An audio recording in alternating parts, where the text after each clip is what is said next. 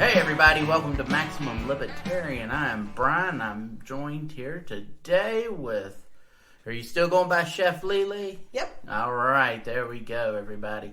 So, alright, we're going to let her control the topics and we'll go from there. So, alright, let's start. Well, thank you, Brian. It was really great.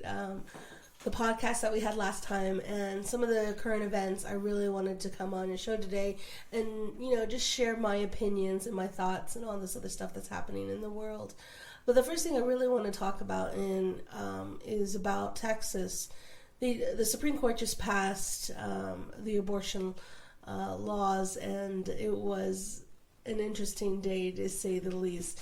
So Texas is probably one of the coolest states that I've ever been in and a part of, and I did some judging like 100 million years ago on barbecues and stuff like that when I was a gourmet chef or when I was active, and it was fun to go from school, culinary school, to go to Texas and to see what is barbecue, and I fell in love with the state, but I never moved there.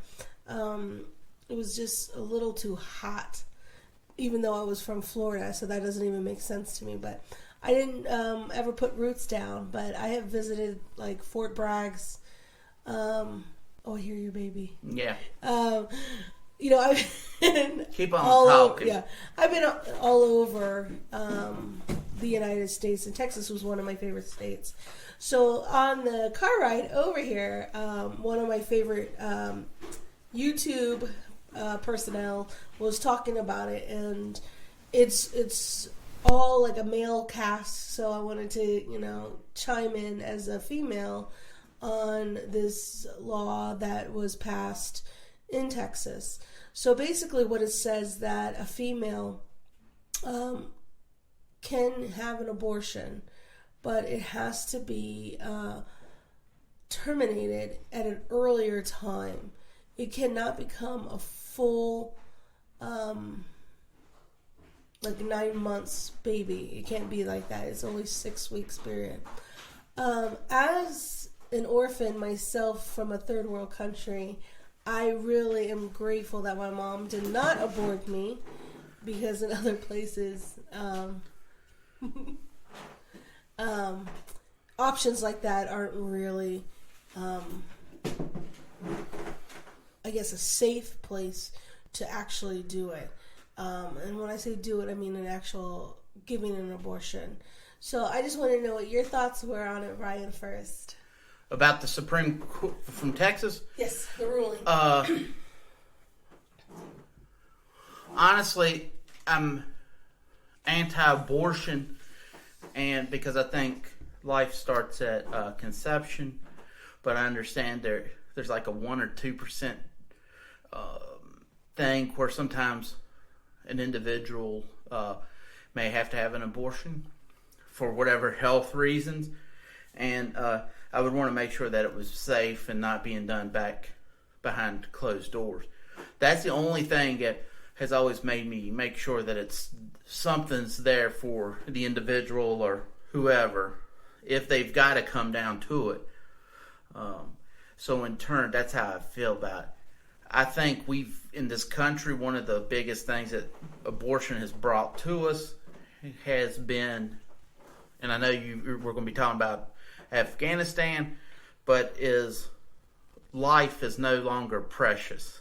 So in turn, here in Roanoke, we have a bad crime rate. It's skyrocketing. People are getting shot, people are being killed, and it's because I think a lot of times people don't look at human life. It's just disposable. Mm-hmm.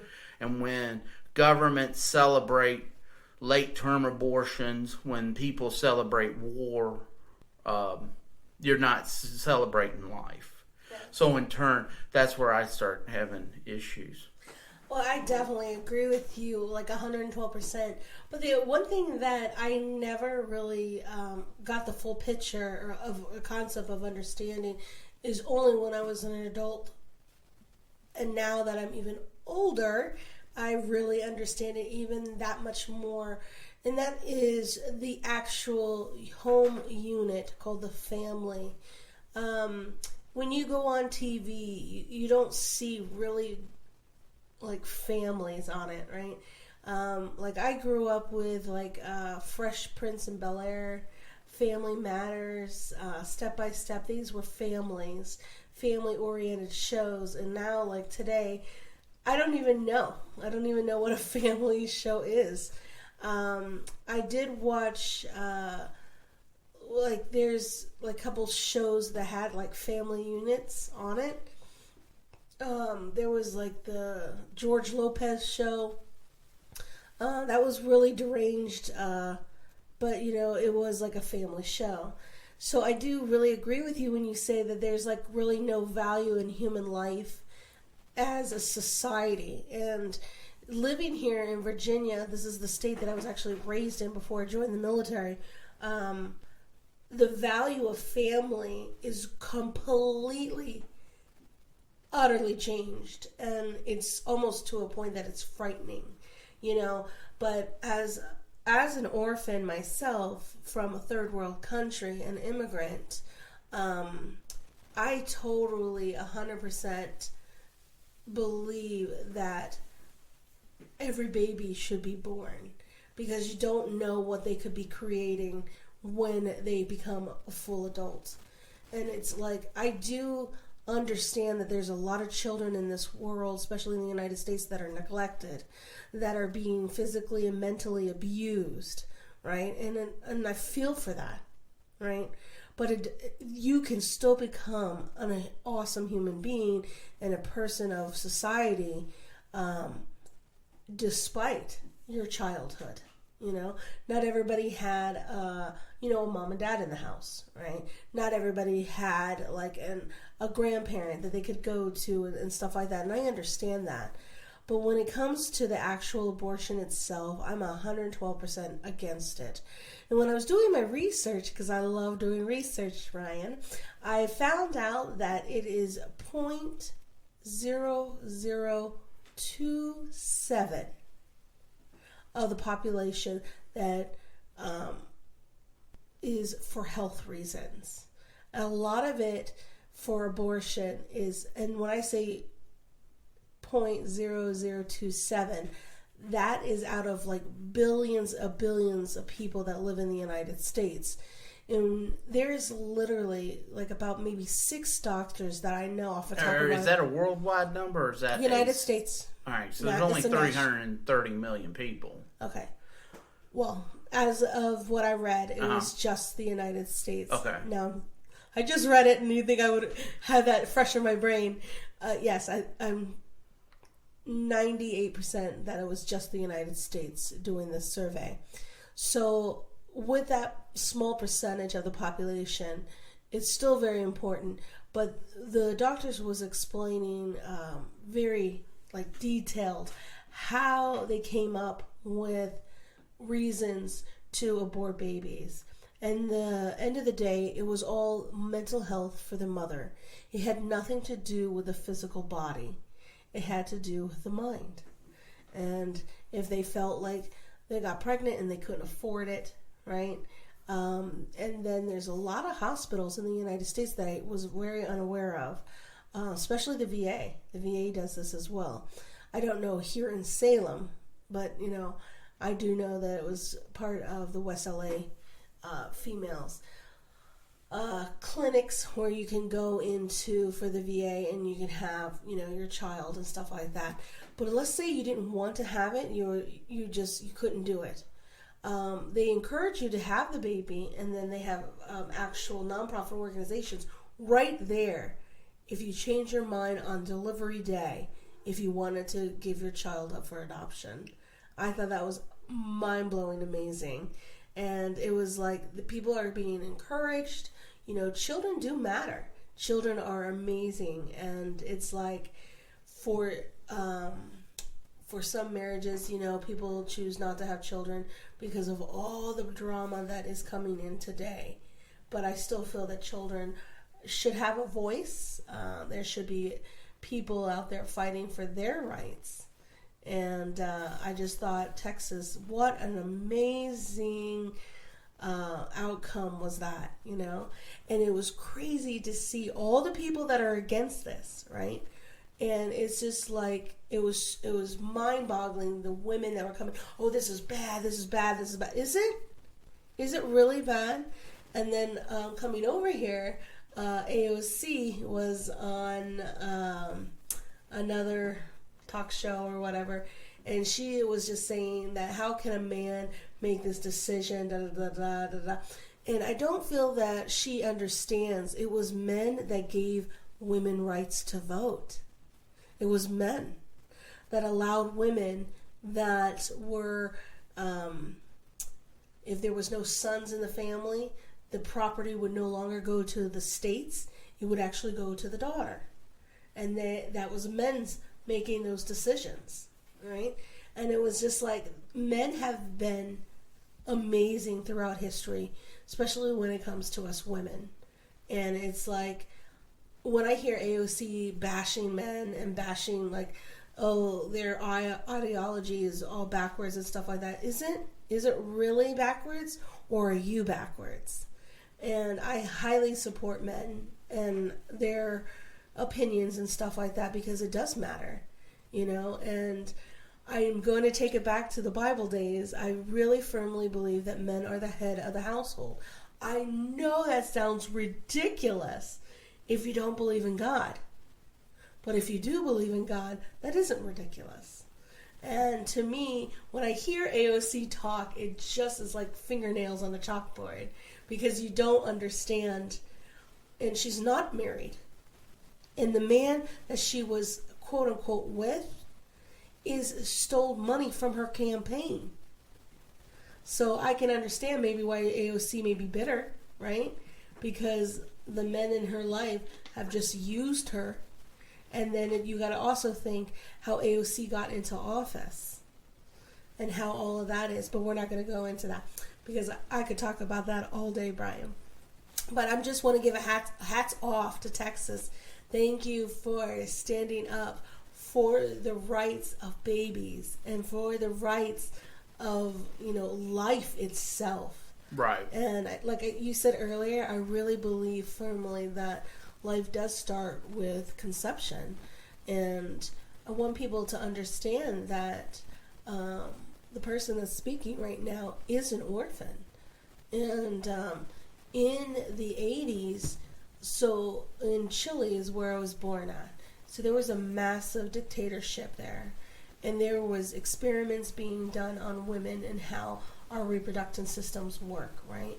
So when I hear that, or was reading the documents about, you know, Chilean history and stuff like that, and just to know that I was actually born is like a miracle in itself. Now, just real quick, like, I am adopted by an American family. That's how I came to the United States, through adoption. So adoption does work.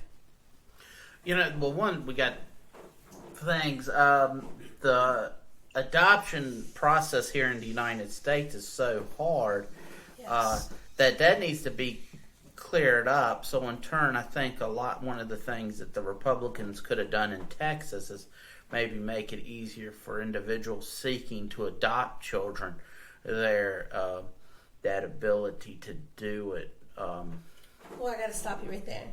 President Trump, President 45, I don't know if we're allowed to say his name anymore, he did cut down the paperwork in adoptions. My husband and I are actually looking into the paperwork process for adoption. Right. But at the end of the day, we're just not going to adopt an American kid.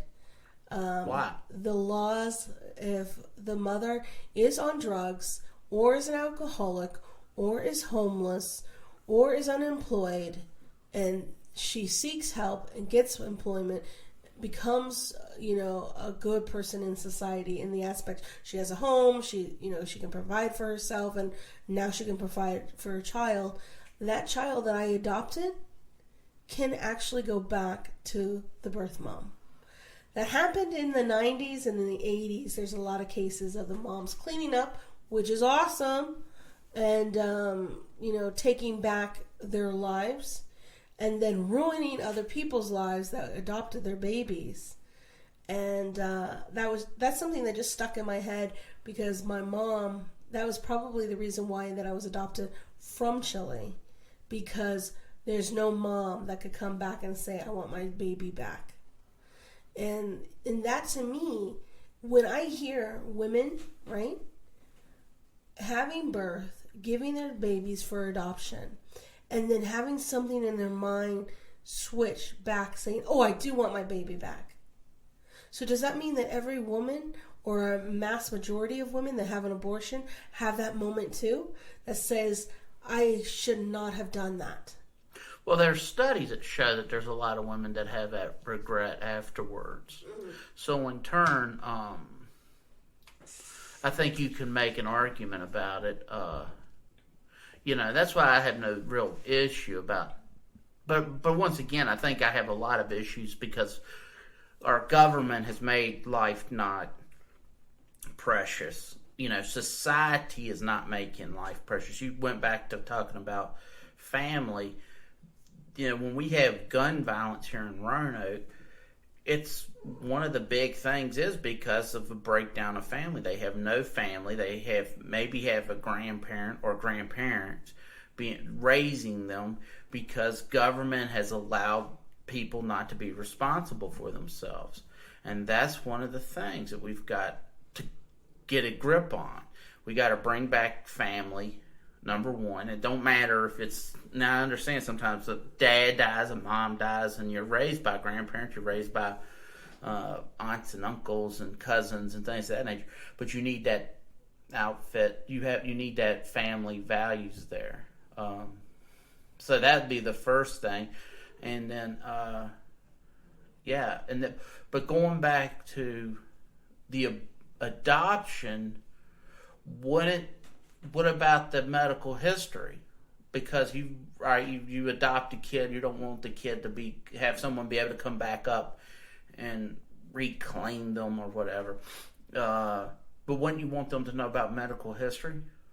No. Why? Well, because I don't have a medical history. But wouldn't you want to know it? Because you might be having issues where you're like, oh, well, you have a history of... I'm going to stop you right there. No, but that's serious stuff that you got to think about. Yes. That's an awesome point that you just brought up.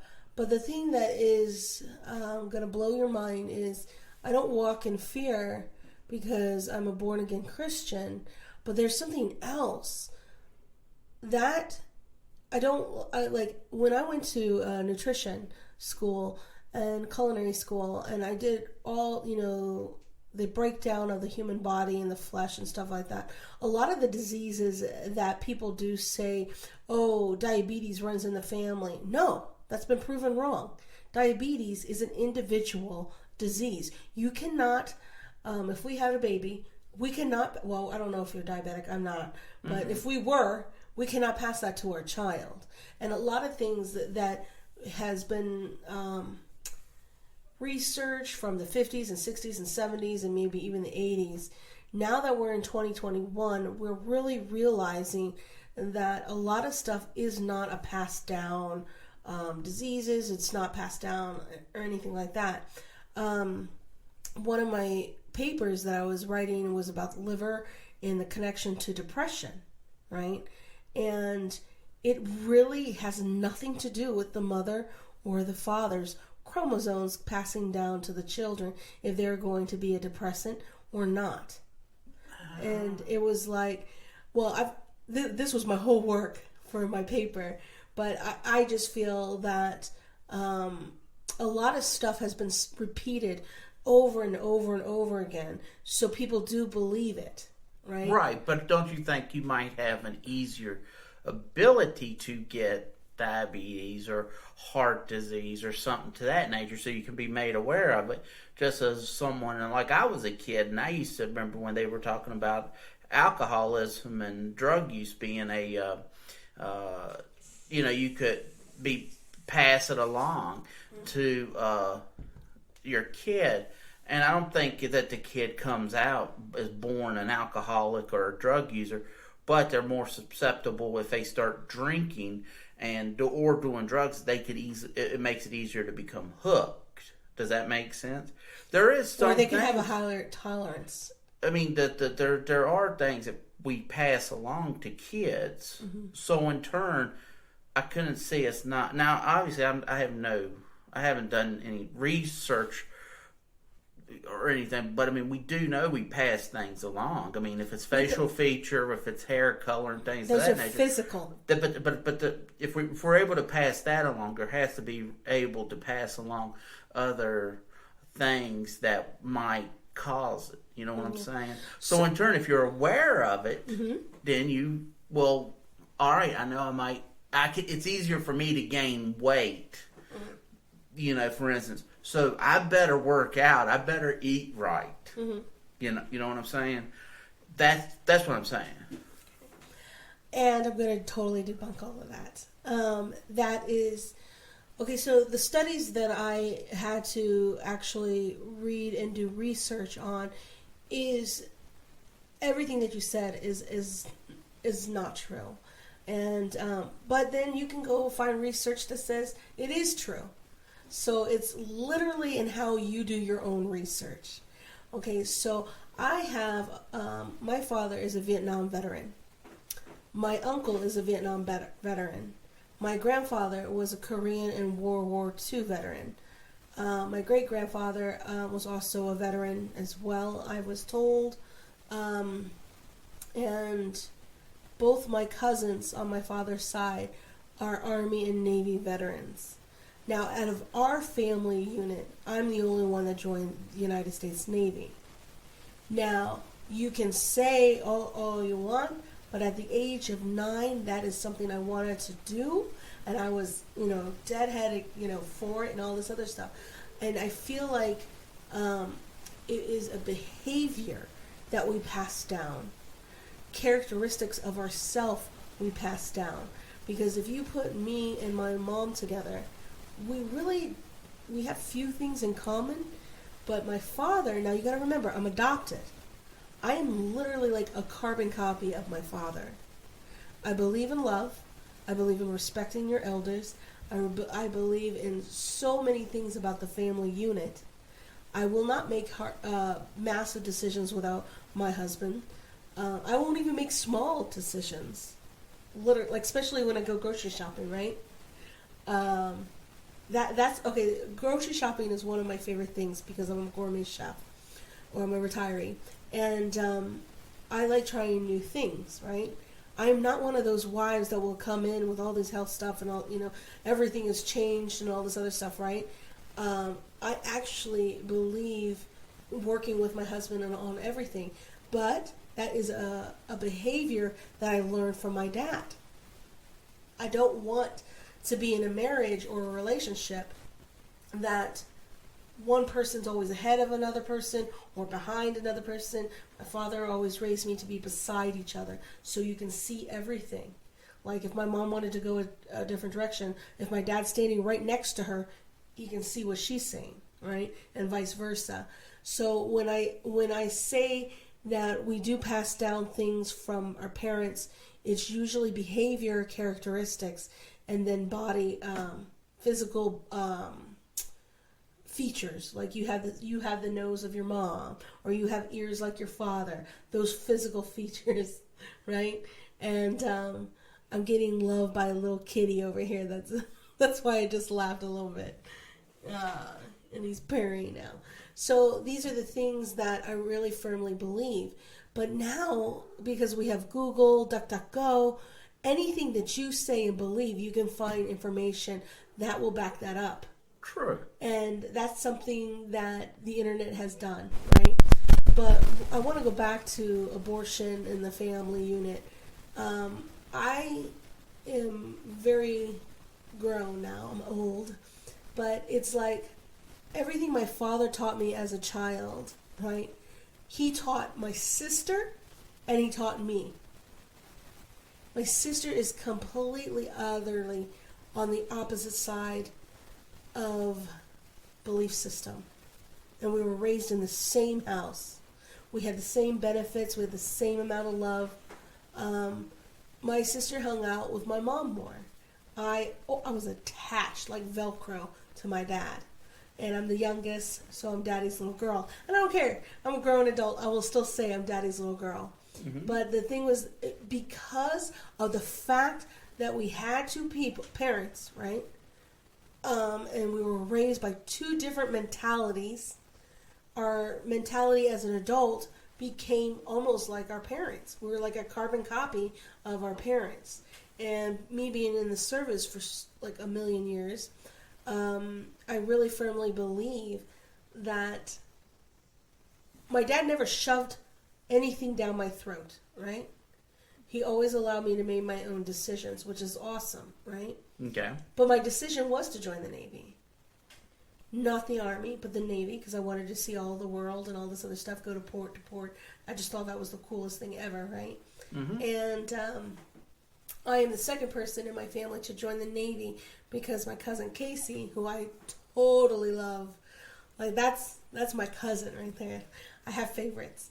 And Casey and I were both in the Navy together, and he told me stories about going to different ports and stuff like that.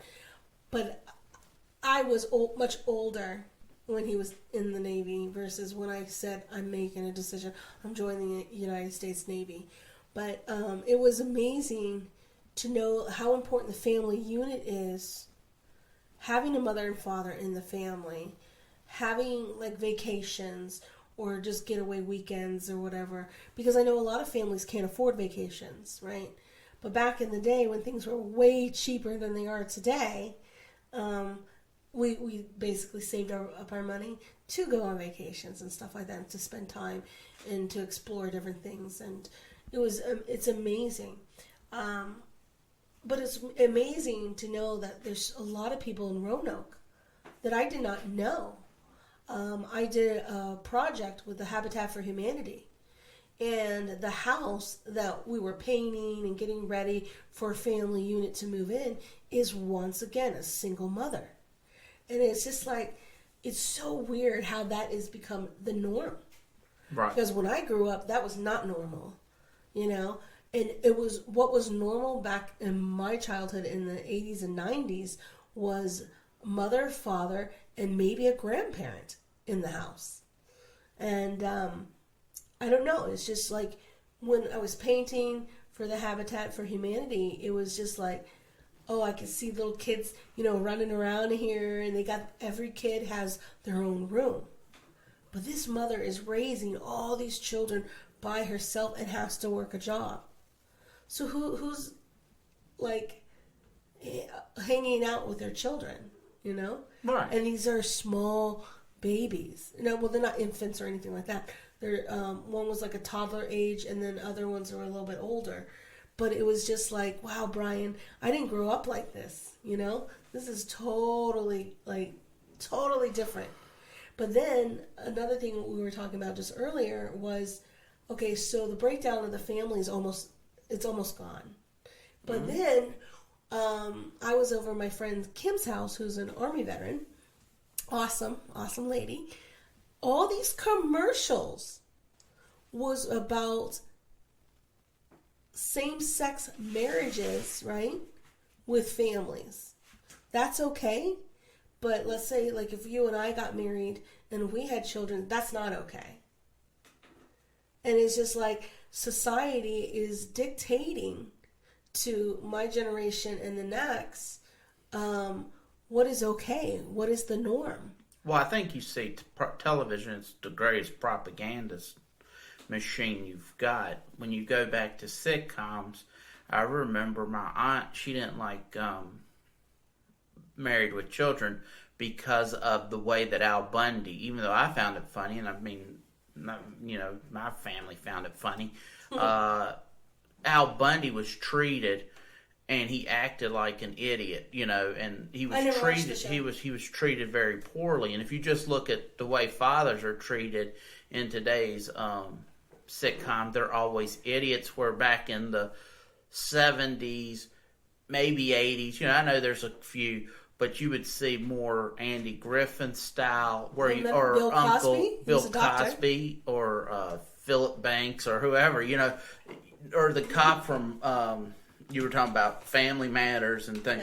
these were like strong, upstanding, masculine jobs. Yeah, and they stood up for their family. They weren't idiots. And so in turn, when you see commercials, when you see television shows, it's really, if people, it's the same way with social media.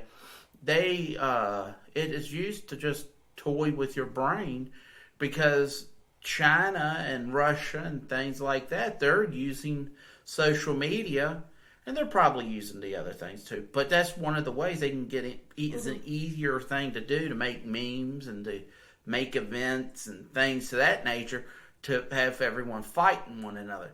But once you start to really understand what you're seeing as propaganda, and you're not buying into it, and you do your own research, it changes everything. So, that's. But if you use research, like I said earlier, you can find research to say whatever you want it to say. But you've got to. You're making an argument like a guy from work. He was saying, "Don't watch the news." He's a lefty, and I don't watch the news. He claims he don't watch the news, and that's fine and dandy. But he's like, well, what's the point of watching the news? I said, well, the reason to watch the news is so you know who the candidates are, so you make informed decisions when you go to the ballot box. Well, then he's like, well, if you watch this news, they're going to tell you this candidate. Well, if you watch this news, you got to watch this candidate. Well, if you've got, all right, well, you got two options. Either you watch the news and do your research, to go into the InfoWars or wherever you want to go, or Young Turks. I mean, going from left to right to all that stuff. Do it, or you put your head in the dirt. So that's what you got. You got to make up your, and I understand it's easy to make a website to say, this person's this and that person's that, or this does this. It's like vaccine. We are not having any type of, we are now fighting one another because I don't want to get vaccinated. You want to get vaccinated. So in turn, you're better than me. Last year, you were telling everybody how Trump was the Nazi, and this year you're cheering as they're asking for my papers at the door to the harvester down here at Rocky Mount. Really? Yeah. So in turn, and we know this, and I know you weren't calling Trump a Nazi, but I'm just using it as an example. There's people that were like that. Yeah. And it's driving. The media has blood on their hands. Straight up. There's, with so much of the problems that we have in this world, it's the media, because they look at ratings. That's all they care about. When Jesse Ventura said, when 60 Minutes, they started doing them pieces and they started making money, because it always had been the news division lost money. Mm-hmm. Once they saw 60 Minutes makes us money doing pieces like they were doing, all of a sudden, the other media started following along, and he started following along. And now you don't get commercials during the news. You're getting medicines. Mm-hmm. Now it's pharmaceuticals. Yeah. And I think, even though as a libertarian, there's two countries that allow pharmaceuticals to advertise on television. I think that's a debate we should truly have. Should I be showing some stupid drug to quit smoking that makes you get angry, suicidal, have bad thoughts, or people will look at it and think about, like, oh, well, instead of working out, I can just take this pill and I'm going to lose weight, or who cares about having diabetes? I'll just take this shot. You know what I'm saying? Yeah. I think that's a debate we should have, and that could be another time. About, I don't know if I would allow ads from these pharmaceutical industries to be on there. So pharmaceutical commercials back in the day were supposed to be literally at like midnight to 4 a.m. And now I guess you can watch it during whatever. But the funny thing is this, we have we have a division in the United States, right? The division is this, and it's simple. Think for yourself, or fall in line with what is being fed to you. And because I come from an amazing father, he always said this, which was the most annoying thing. And now that I'm an adult, I say it even to my husband. I caught myself. What would you do if I was not here? And my dad always said that because he wanted me to think for myself, to think how to get out of a problem or a situation, or even how to avoid them, right? So when I hear about the vaccines and stuff like that, I have to give props before I go any further to the Japanese government and the Japanese scientists, because they are the ones that broke down the vaccines. Well, technically they're not really vaccines, but they literally took one vial and they put it under a microscope and they found out what different kind of metals were in there. Okay, so now which vaccines are you talking about? Oh my gosh, I think. Are you just talking about vaccines in general? You're not talking about this COVID vaccine. I'm talking about the COVID vaccine specifically. I have to go through my papers again to say if it was Pfizer or what version of the vaccine. But I shouldn't call them vaccines. Experimental jabs, I guess, is a better way of saying it. So the Japanese have found 3 types of metals in this experimental jabs, right? And metals in our body is the hugest thing that can harm us. Okay, I don't know if you know anybody that has shrapnel in their bodies. Shrapnel is when you go to war, or maybe you're a construction worker and something metal breaks and it goes into your body and it goes into the muscles, into your skin, and it hibernates into your body. Okay, that is a piece, like an object in your body, right? And even when people get like hip replacements and shoulder replacements and all this other stuff, they, like 5 to 10 years afterwards, right, their immune system is totally changed in the aspect metals are in their body, right? Mm-hmm. And it's like, I have done probably, I would have to say, about maybe a year research about metals. But there is this guy I watch on YouTube called his name is Alan, but he's called Mr. Ballin. And he just did a report about the scientists. Now listen to this, guys.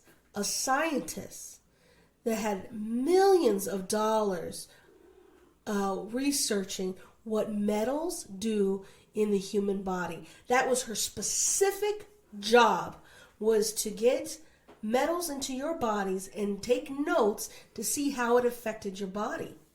Okay, so metals is no good for the liver. Metals will shut down your kidneys. These are just cold, hard facts. You cannot say that they won't do that. There's research upon research. But this one scientist, it was a lady, she was dealing with a metal, and it was so toxic that they had to have a full body suit mask. When I say mask, I mean plastic mask on the face, covering the nose, mouth, ears, everything, right? And then she's in a full body suit. She had, I think it was 2 pairs of gloves on, and this droplets came onto her first coat of her glove. Okay, it did not even reach her skin. She died 2 weeks later from exposure from this metal. And I will text you that video. It was so incredible. But they were testing metals in human bodies in the 80s, 70s, and 90s. Mm-hmm. And then I have, draw the line to Japan. They just said they found 2 different kinds of metals in these experimental jabs. This stuff that they're giving you. So what metal does, it also breaks down the chemicals in your brain. Okay, so if you think that, so the brain is like our computer. And if you're putting all of this impurities into it, it really slows down the computer It may create fogginess. You may be like, oh, I walked into this room. What the heck was I getting? Or you're in mid-conversation and you just shut down because you can't remember the next thing you're going to say. Now, these are the aspects of what effects metals do to the human body. And then you got to think again, Brian, they want to give this metal injection to your children. So I feel like this generation of attack isn't so much on the senior citizens and adults. It's our children they're coming after. So are you anti-vaccine, or would you be? Yes, 112%. All vaccines? All vaccines, 112%. Okay, so let's break down what a vaccine is, because a lot of people have misconceptions of what it is. Once again, I am not a doctor.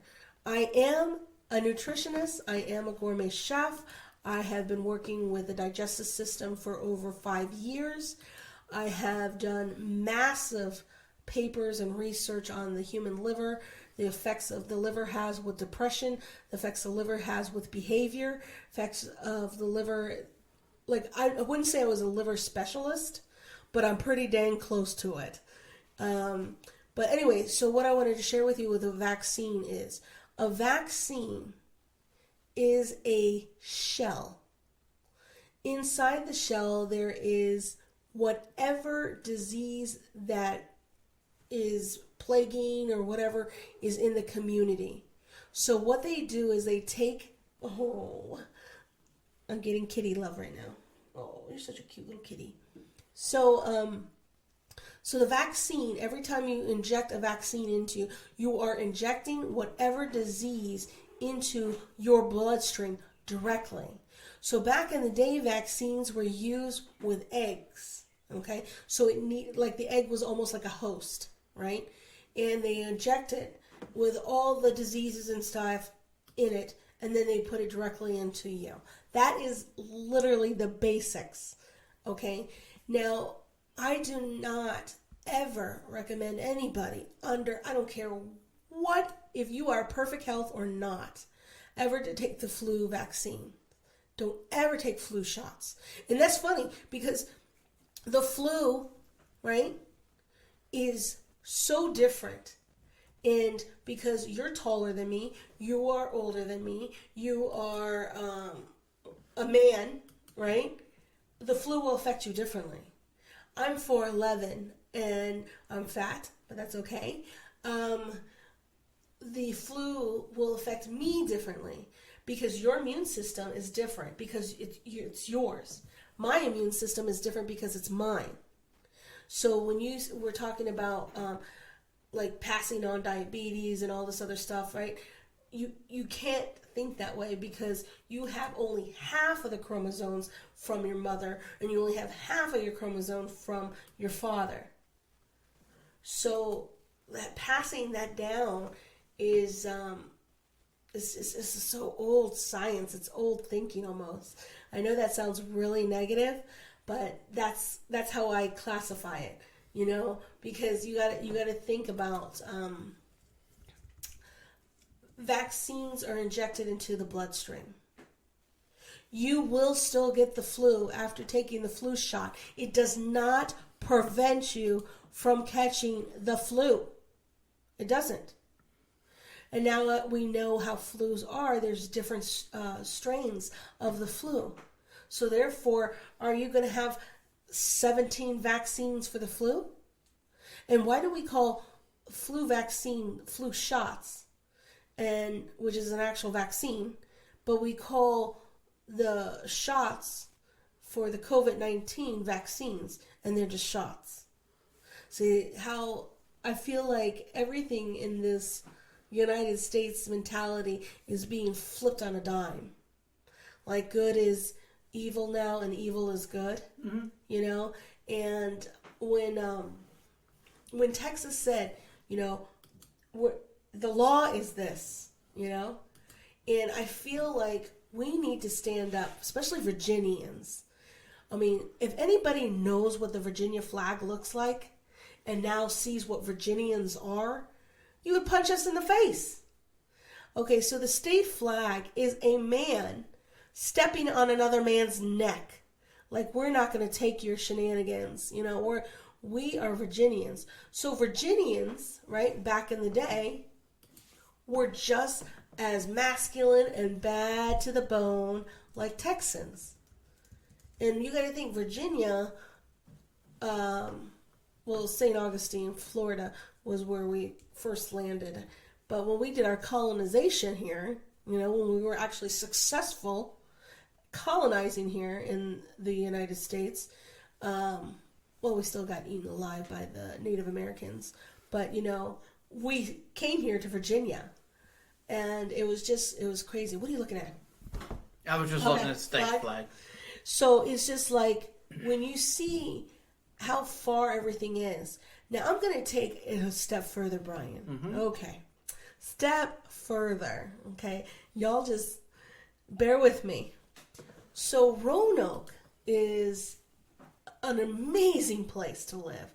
Yes, we have our faults. We have our downfalls. We have our weirdness here. But culturally, it is law-abiding, you know. And I see these demonicness creeping in. And when I say demonicness, I use this terminology, but I don't use it lightly. But it's a spiritual battle that is in Virginia. Okay, so we are a beautiful state through and through, right? But what is really crazy, Brian, is that, oh my gosh, from the 80s and 90s, Virginia was a really Republican, I love laws, you know, I love my neighbors, you know, I will help my neighbor if I see them on the side of the road. Even if I don't know you, I will help you, right? Well, those days are way gone, right? And I understand times change and stuff like that, right? But Brian, we used to be like so close to one another. Oh, you needed bread? Oh, I got an extra piece. Here you go. Oh, you need a battery or something? I don't know. I'm trying to think of objects, right, that we got or we gave out. But it was like I was raised to actually give a hoot about my neighbor, you know? And that's probably why I work with Habitat for Humanity, right? That's why I work with a lot of nonprofit organizations like the Mission Continues. All of these nonprofit organizations is because how I was raised to give a hoot about your neighbor, you know? And when I was stationed in Jacksonville, I worked with the Clara White Mission. That is a nonprofit organization that was started by a former slave. Okay, so if you want to talk about slavery and stuff like that, this nonprofit organization has been living past almost 190 years now, I guess. Almost 200 and something odd years. It's survived all of the things, right? And you can look that up, Clara White Mission. And Eartha is the daughter that helped her mom grow Clara White Mission. So this one mission, this one little place allowed veterans coming back from the Civil War, coming back from war, a place to go and learn how to cook. And if you were homeless and you were enrolled in this cooking class, or no school, it's a school, and you could live right above the buildings. And Eartha would take anybody. And then Eartha said, well, we got to feed the people because that's what Christ did, right? So Christ fed his followers. And so Eartha was like, I got to do that too. So Clara White Mission is in Jacksonville, Florida. And they feed breakfast and every single day, right? And then on Fridays, they go to a church, a Catholic church, and they have like a setup of like a brunch, or you can order like a meal and stuff like that. And it is all the students that go to Clara White feeding you. And that is something that has been a tradition in Jacksonville. And a lot of people don't believe that, they always tell, this is another thing. Another thing that's going through America that really irritates me, Brian, is people are saying people that look like me are oppressed. Women are oppressed. All of this stuff is BS. Okay? I worked so hard in the United States Navy to be successful. I didn't have to sleep with anybody. I didn't have to bribe anybody. I just worked hard because that's what my father taught me. Right? And I actually enjoyed my Navy experience. I would not do it again in this time. Like in 2021, I would not join the military. But under Trump, I would have re-enlisted if he asked me to. I'd be like, yes, sir, what do you need me to do, sir, kind of deal. But that's how politics, have changed the military. But where I was going with all of that was this feminist thinking, like they're telling my generation of women not to get married. And I, as an individual, will tell every woman, get married. It is so much fun. Brian, being with a woman or man, it's fun. It's exciting. And yes, you have your up and downs and stuff like that. Well, that's with any relationship. But being married is a beautiful thing. It is not degrading towards me for being a woman or anything like that, right? So the feminist movement has really dampened a lot of things. But before I go into that, I wanted to say people are saying that I'm suppressed because I am a minority. And I never believed that. I never believed that at all, not even once. I never believed or took that cookie and ate it because I have experienced so much in my childhood versus my high school versus going into the military versus going into the culinary field. Now, I understand that there is people that suppress other people. I do understand that exists. I'm not retarded in that aspect, right? I feel that if you tell a person, you're ugly, you're ugly, you're ugly, you're ugly, you're ugly, like 19 million times or even a few times, that person will start feeling ugly. And their self-esteem will go out the window. That's what I feel like the feminist movement is doing to us women. You don't need to get married. You're independent. You don't need this. You can do this all on your own. You don't need no man. Yes, I do need a man. I need a man to protect me. I need a man to love me. I need a man to support me. I need a man to giggle with.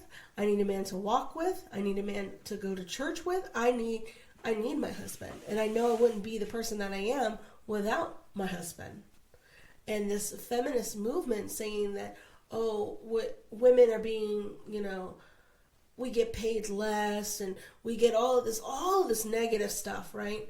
It's like I would like to take it, unplug it from every beautiful young girl and just say, just grow up. Just grow up. Don't listen to all of this, And that was another thing that my father did, because like the Married with Children, I didn't even know that was a show until I was in the Navy and out of my dad's house. So I was sheltered in a lot of things. But that's what parenting is, though. Why does a parent need to expose the child to everything, right? So I like that my dad made decisions for me. But I did get to see in living color, so I don't know if that was crazy or not, right? Right. That was our show, My Dad and Me, because it was comedy. And to this day, Brian, I have sick comedy. I have sick humor. Like things that other people would think are just grotesque, I laugh. So right. I guess that's how you felt with Married with Children, right? It was a comedy thing. Yeah, it was just a straight comedy. But I do know that they were making Al Bundy to be not the... And every so often he would do something where he was like he would show up to be the head of the household or whatever. But usually he was getting talked down to by everybody. He was in a dead-end job.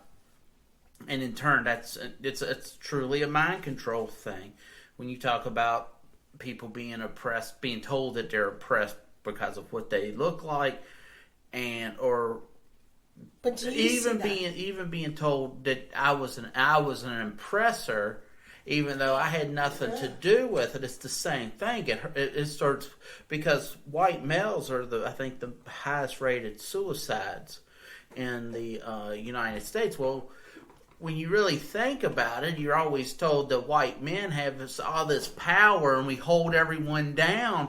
And then when you look around, it's like, I'm holding no one down. I don't have no power. I'm in debt. I have this. Where's this? If I'm supposedly have all this power, what's going on here? So in turn, I could easily see how that would make it more depressing for that individual. But I think in the end of the day, it's all mind control. Yes. And it's easier to control people when it's like, I was shocked during real quick, I was shocked when the churches allowed themselves to be shut down during the COVID. Now, I understand that a lot of them did go to Zoom and streamed online. Parking lot. So they were trying to make arrangements. But you saw these groups, churches, just completely fold. And, my brother, he was talking to the pastor at the jail. Wait, hold on. Brian's brother is a veteran as well? Right. An awesome guy that is extremely talented in art. Okay. Yeah. So he was saying he was talking to the pastor there at the jail, and the guy's part time, and he's like, "What made you come and do this?" And he said, churches are now either small or they're mega churches. There's no in between churches anymore. And I found that very funny. And I mean, the church, I think it just dipped down to 49% those that either don't go or don't believe. It was the first time in the history of the nation, because we're being taught to believe in our God as the state, and everything needs to be solved by the state, and it's just a sad and disgusting thing. And one thing I would like to see, just as we need to look at human life as being something, not just we can throw it away. We need to bring that human life, cherish the human life again. We need to bring back family, and we need to bring back the church. And I know in the Libertarian Party, it's not like it's anti-religion by any stretch. I don't know how far it would go, honestly. But for me, I think the churches need to stand up. If it's a Christian church, if it's a Muslim church, if it's the Jewish faith, Buddhism, whatever. But they've got to be part of this problem. But see, they've even been, they used to do the hospitals where the poor would go and get treated. But then the government came along and said, no, you're not allowed to do it. So then what they're supposedly... what they're supposed to be doing has been told by the government, hey, we'll take care of it. So they're not out there. When they used to be out there, that's why people were coming to the church, because they're being helped by these people. Yep. Now they're feeling obligated. Hey, I'm going to come. They're good people. I'm going to go hang out with them. I'm going to interrupt them. I'm sorry. So what I want to interrupt with, why were people going to the churches is because the tithing would go to pay the electricity bill or your mortgage or something that you were falling behind on, and the church would step up. But see, a lot of people believe that, all the pastors are bad because there's a few of them that were arrested for child pornography, child molestation, even rape women were being raped in these churches. And I'm not saying a specific church, it's all of them. The devil lays with all of the churches. Anything that's good, the devil will show up. So the thing was that I wanted to share with Brian was that's why people were going to the churches, because the church believed in helping the community, and the community believed in helping the church. So there was a beautiful relationship. Now, I do go to a mega church, though. I noticed, but I've always had bond with the Baptist church, but I never found a small church to ever join. It was always my friends from college showed me First Baptist in Jacksonville, Florida. My friends from work showed me a church in Los Angeles, California, and it was like I always had a friend that brought me to church. I never just went out and like looked for myself or anything like that. But that was a major role in society, all the way up to like maybe I would have to say like the end of like 2010 is when I really saw the change. But then you know what restored my faith? Okay, so there is a farm called Jetter Farms here in Virginia, and it was eye-opening to see all the families that were there. Black, Hispanic, Asian, white, all the people, right? And then I saw like the common denominator. A lot of them were veterans because we all had our flag shirt thing on our sleeves. And it was such, like, we have these bursts of moments. And as a human race, we need to embrace the moments that we find joy, which is, I believe, that comes from God. But the joy was seeing all the families together, picking out their pumpkins, trying to go through a corn maze and stuff like that. This man opens up his farm to the public. And it's amazing how he does that. He makes money off of it. And, he even allows me and Rex, my service dog, walk on his farm, like during the week. And it was amazing how kind. And it's just like, there is people that are kind. So don't mess it up, people. Like, if you see somebody being kind to you, don't freak out. There are kind people. And that was one of the things. I got to tell you a little quick 2-second story. Brian, I was going to a gas station. I think it was called Sheetz or something like that. Okay. And I was really excited and stuff like that. And this guy wanted to open my door. I just got bitten. Wanted to open my door. And he just stopped. And he refused to do it. And I was heartbroken. And you know why I believe, as a woman, why he stopped and he didn't want to open my door? Because he didn't want to be rejected and be screamed at. Why are you opening my door? I can open my door. No, honey. Going into the store? I was coming out and he was coming in. Oh, okay. And he was going, like, reaching for the door, little handle thingamajiggy, and he stopped. He took he put his arm down and everything, and I opened the door and he walked right in, and I was like, that's all right. But that's what feminism has done. Men are so uncomfortable when they see a beautiful woman, or a woman. They don't even have to be beautiful, but like a woman coming, they are now thinking, oh my God, is she one of those women?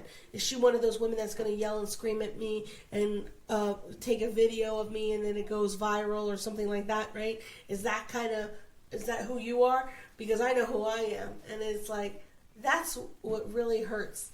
Because my dad, to this day, still opens my mom's car door. Opens up every restaurant door, any door that she walks in, he will do that because that was his generation, right? And my dad still says sweetheart, honey, and all those other things too, which the feminist has said that you are trying to take away my value by calling me sugar, or sweetheart, or honey, and all these other stuff. And it's like, I feel that like when our friend, wanted to talk to somebody, he doesn't know how to talk to them now because the whole game has changed. Now I'm going to ask you, when you talk to a woman, how do you feel? What goes through your mind when you want to get to know a woman? In the aspect, do I open the car door, or do I open a door? Do I let a woman in the grocery store that has 4 things and I have 12, do you let that woman go ahead of you? I mean, what goes through your mind? And do you have those feminist women in your brain? Okay. No, I don't have any. I mean, if I'm there, I'll open the door for the individual, and then if it's the grocery line, it would be, if I have a big cart, I would let people go around me, Okay, so it doesn't matter if it's no, I don't. It's not even I never even think like that. So, But if you're talking about the feminist movement, if you remember Gloria Steinem, what was she? She was a big part of that in the 60s, early 70s. She started that. And I remember here just recently, she had to apologize because she says, she was talking about something, and she said the girls will go where the guys are. Because that's just a fact of life. You mean, if I was told a Libertarian Party had an all-female Libertarian Party that I could go to down the street, compared to the Roanoke Valley Libertarians, I would leave the Roanoke Valley Libertarians because I would rather be around more women in the group. You know what I'm saying? And so in turn, but she had to come out and apologize with that. I've heard several people talk about how the feminist agenda has really messed up a lot of things. A lot of women are saying this, not guys. Mm-hmm. So, yeah. It's definitely a strange thing. And real quick, going back, and we'll finish this right now. We'll go on before we jump into Afghanistan. Abortion.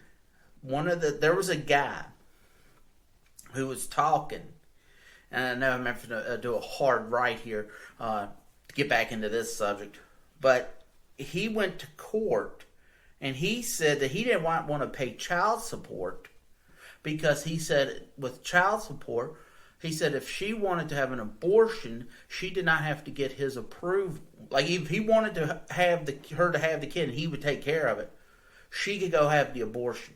So he said, I didn't want the kid. I wanted to stop my child support.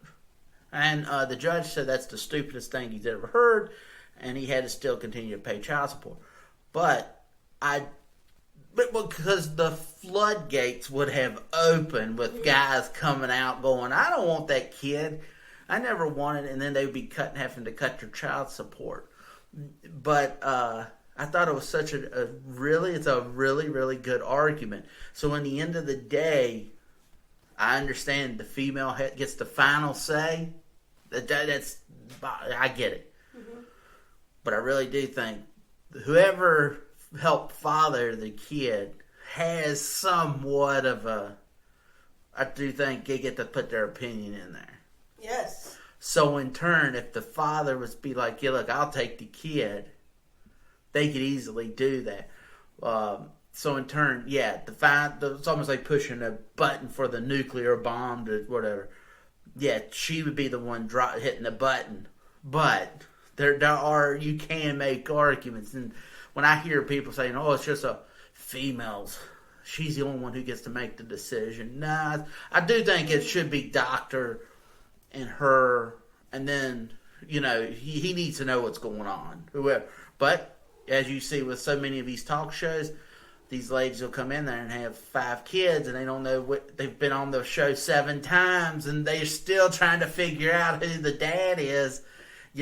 So in turn, we don't talking about Maury Povich. Yeah. So that's just a completely or Wilco, the guy from Jerry Springer, the bald-headed security guy. He got his Steve. Steve Wilcox or Wilco or whatever. Mm-hmm. I've seen him do that too. So but society needs to change. Family, community, churches need to be more involved. We need to just hold life more precious. Once again, Texas is Texas, and the only thing that I hope at Texas is smart, which I don't think they are in some aspects, but is they needed to, when you make a real controversial bill like this, I don't even want to say it's controversial, because when you really start looking into it, there's a lot more stuff that people don't know that was, they're saying not you're being restricted, but there's a lot of stuff in that bill that still allows you to have abortions and stuff. But no one wants to read that because it's easier just to read a headline. Right. All right. So now let's jump over into Afghanistan. A couple weeks, was it 2 weeks ago? Yeah, almost 2 weeks ago now. 2 weeks ago, President, he went on and completed the withdrawal of all troops. It was a madhouse over there in the Kabul. Taliban, is now in full control. 20 years have been wasted. So I can tell you the first thing when I saw it, I was really disappointed. The rise of, the foreign policy is what brought me to libertarianism. And what I'm seeing now, I still had that argument where I wanted to, I wanted to see, when I saw like the 13 guys get, when he says guys, he means girls too. Yeah, the troops. When the 13 troops died because of that suicide bomber, it made me real angry, and it really was disappointing and depressing. And then when you start really hearing about 10 years ago, they knew the Afghanis were not going to be able to hold up and be. We would have had to be there for life for them to have any type the style that they were at. So I would have started making withdrawals then. And then but we could go all the way back to President Bush with the reason we went into Afghanistan is for what? To get rid of, we went in there to see, to get Bin Laden, and when we... Allegedly. Right, we'll just go with what they said. We went in there to get Bin Laden. We had him surrounded. The special forces said, "Let's do it. Give us the, I guess he was in Bor, wherever." And what they did was pull back, and that's a military-industrial complex that was not Harry Truman. It was the guy after Harry Truman. Dwight Eisenhower, he talked about it, even though he built it up. Mm-hmm. Okay, he did talk about the military-industrial complex. We got there for 20 years. We lost a lot of human lives. We did a lot. Once again, here we go. We're looking at people being the life of, if it's Americans, if it's Afghanis, if it's Iraqis, whoever. A lot of human lives was just thrown away like trash. I mean, and that disgusts me. And I think there's blood on Biden's hand. You just showed me that cartoon that was from China, right? No, that's from Ben Carson. There's some, but I think that was from a China newspaper. That was an editorial. Oh, I don't know. But it was Biden on his knees and the Taliban surrounding him, and he was crying, and it said "loser" on his shirt. I mean, we were in a no-win situation getting out. If we really do a true pullout, there's no. But what really bothers me is how they've just sold out the people that were helping us, that were there. Mm-hmm. They've given the names to the Taliban. They've given the names of the Americans to the Taliban. I'm not saying that Republicans are geniuses, but if you want to have a piss poor negotiation, do not send in Democrats. Anytime they negotiate, it makes you wonder, like, are we that stupid? If it goes from this to go to the Iranian deal, which I was in favor of, talk to your enemy. Mm-hmm. If we go over, but don't give them the bank. When Clinton talked to North Korea, you remember he sent Madeleine Albright over there, and they talked, and she gave them all this, like how to fly the weapons, how to fly the rockets. Nope. This is insane here, but that's all Democrat. And I'm not saying that, once again, I'm not saying that Republicans are the greatest, but my God, Democrats are idiots. But go ahead, what do you got to share for the Afghanistan? Okay, so I want to just say their names so people will know. So Marine Corps Lance Corporal Kareem M. Nikul, 20 years old, from California. Marine Corps Lance Corporal David Espinoza, 20 years old, from Texas. Navy Hospitalman, I don't know what that means, Hospitalman, because I thought that was called Corpsman, but I guess they changed it. They could be changing because, like, storekeepers are now logistics specialists and stuff. Okay, so Navy Hospitalman Maxton Sovak, 22, of Ohio. Good-looking kid. Marine Corps Lance Corporal Ryan Lee J. McCollum, 20 years old, of Wyoming. Marine Corps Lance Corporal Arid Schmitz, 20 years old, of Missouri. Marine Corps Sergeant Nicole Lee, 23 years old, Sacramento, California. Marine Corps Staff Sergeant Darren T. Hoover, 31 years old, Salt Lake City, Utah. Sorry, I had a tough time with that one. Army Staff Sergeant Ryan, I'm going to say his last name wrong too, Kanaz, 23 years old, from Tennessee. Marine Corps, I don't know the CPL, I don't know what that means. That's his rank. Is that corporal? Corporal, okay. Hunter Lopez, 22, of California. Marine Corps Lance Corporal Dylan Murrow, 20 years old, California. Marine Corps Corporal, wow, these names are hard for me. Dagan W. Page, 23 years old, of Nebraska. Marine Corps Sergeant Johanny Picahardo, 25 years old, Massachusetts. Beautiful girl. Marine Corps Corporal Barreto Sanchez, 22, of Indiana. And I'm missing one of the Marines' names, and I apologize for that. I also want to say that I am so disgusted in this administration for allowing, it looks like 2, 4, 6, 8, 10, 12, 13 service dogs that are highly trained to be left behind. Service dogs are one of the most beautiful things to ever have as a helper. They started using dogs in World War I all the way up to Afghanistan in 2021. And there was this comment or a tweet from American Humane.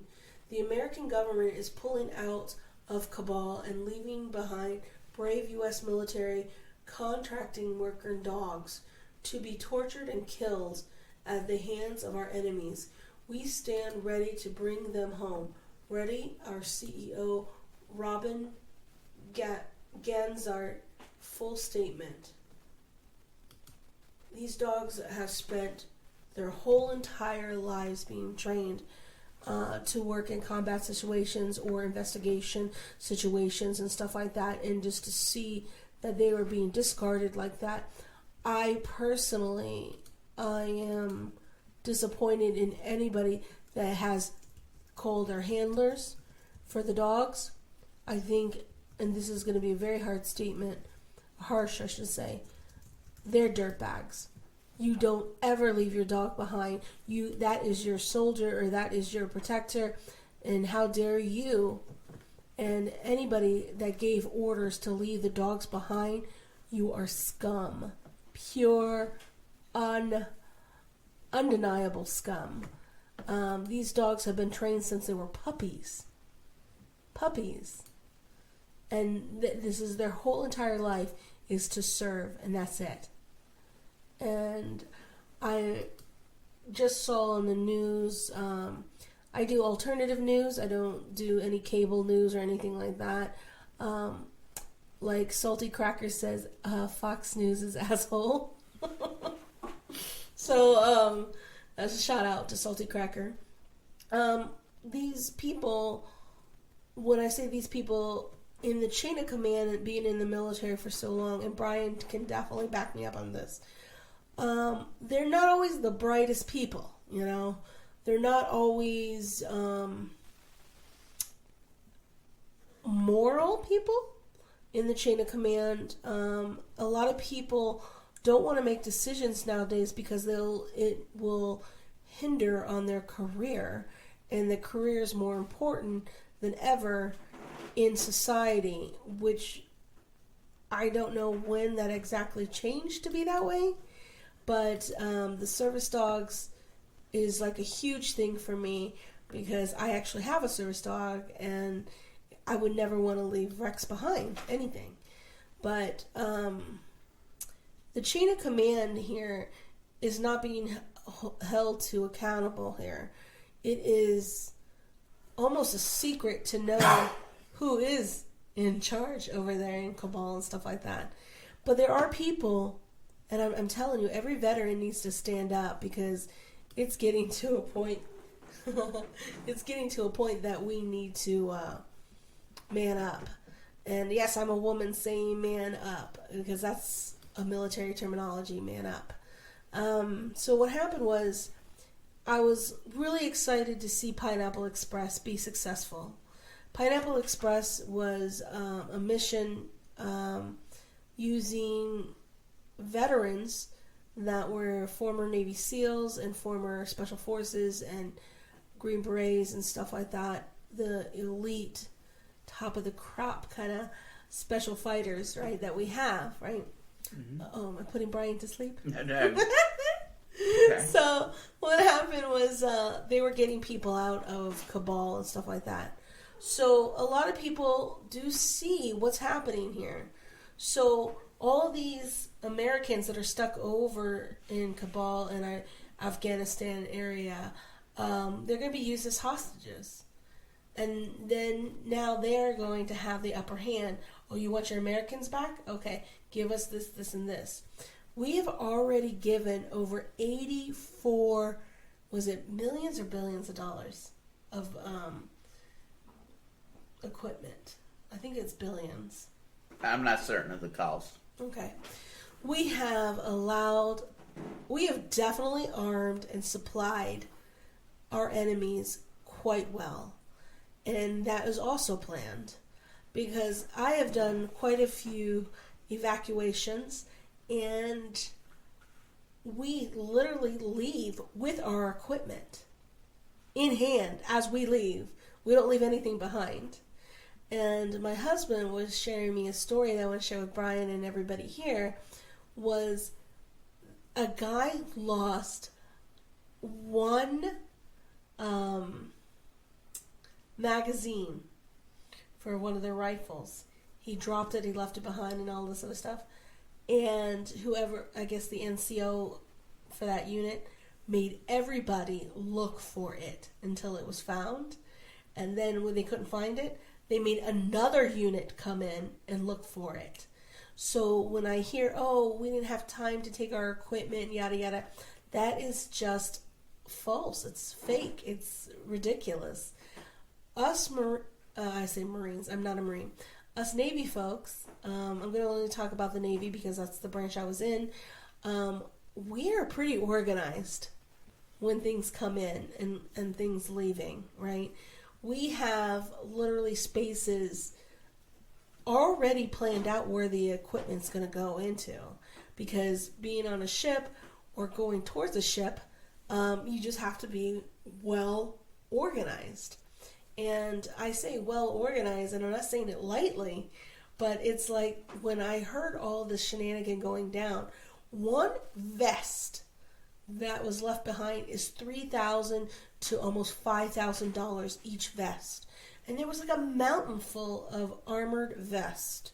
I'm just talking about one thing, right? Well, then some of the former operatives that were over there, that were stationed over there, says that they have their laser targets they left behind.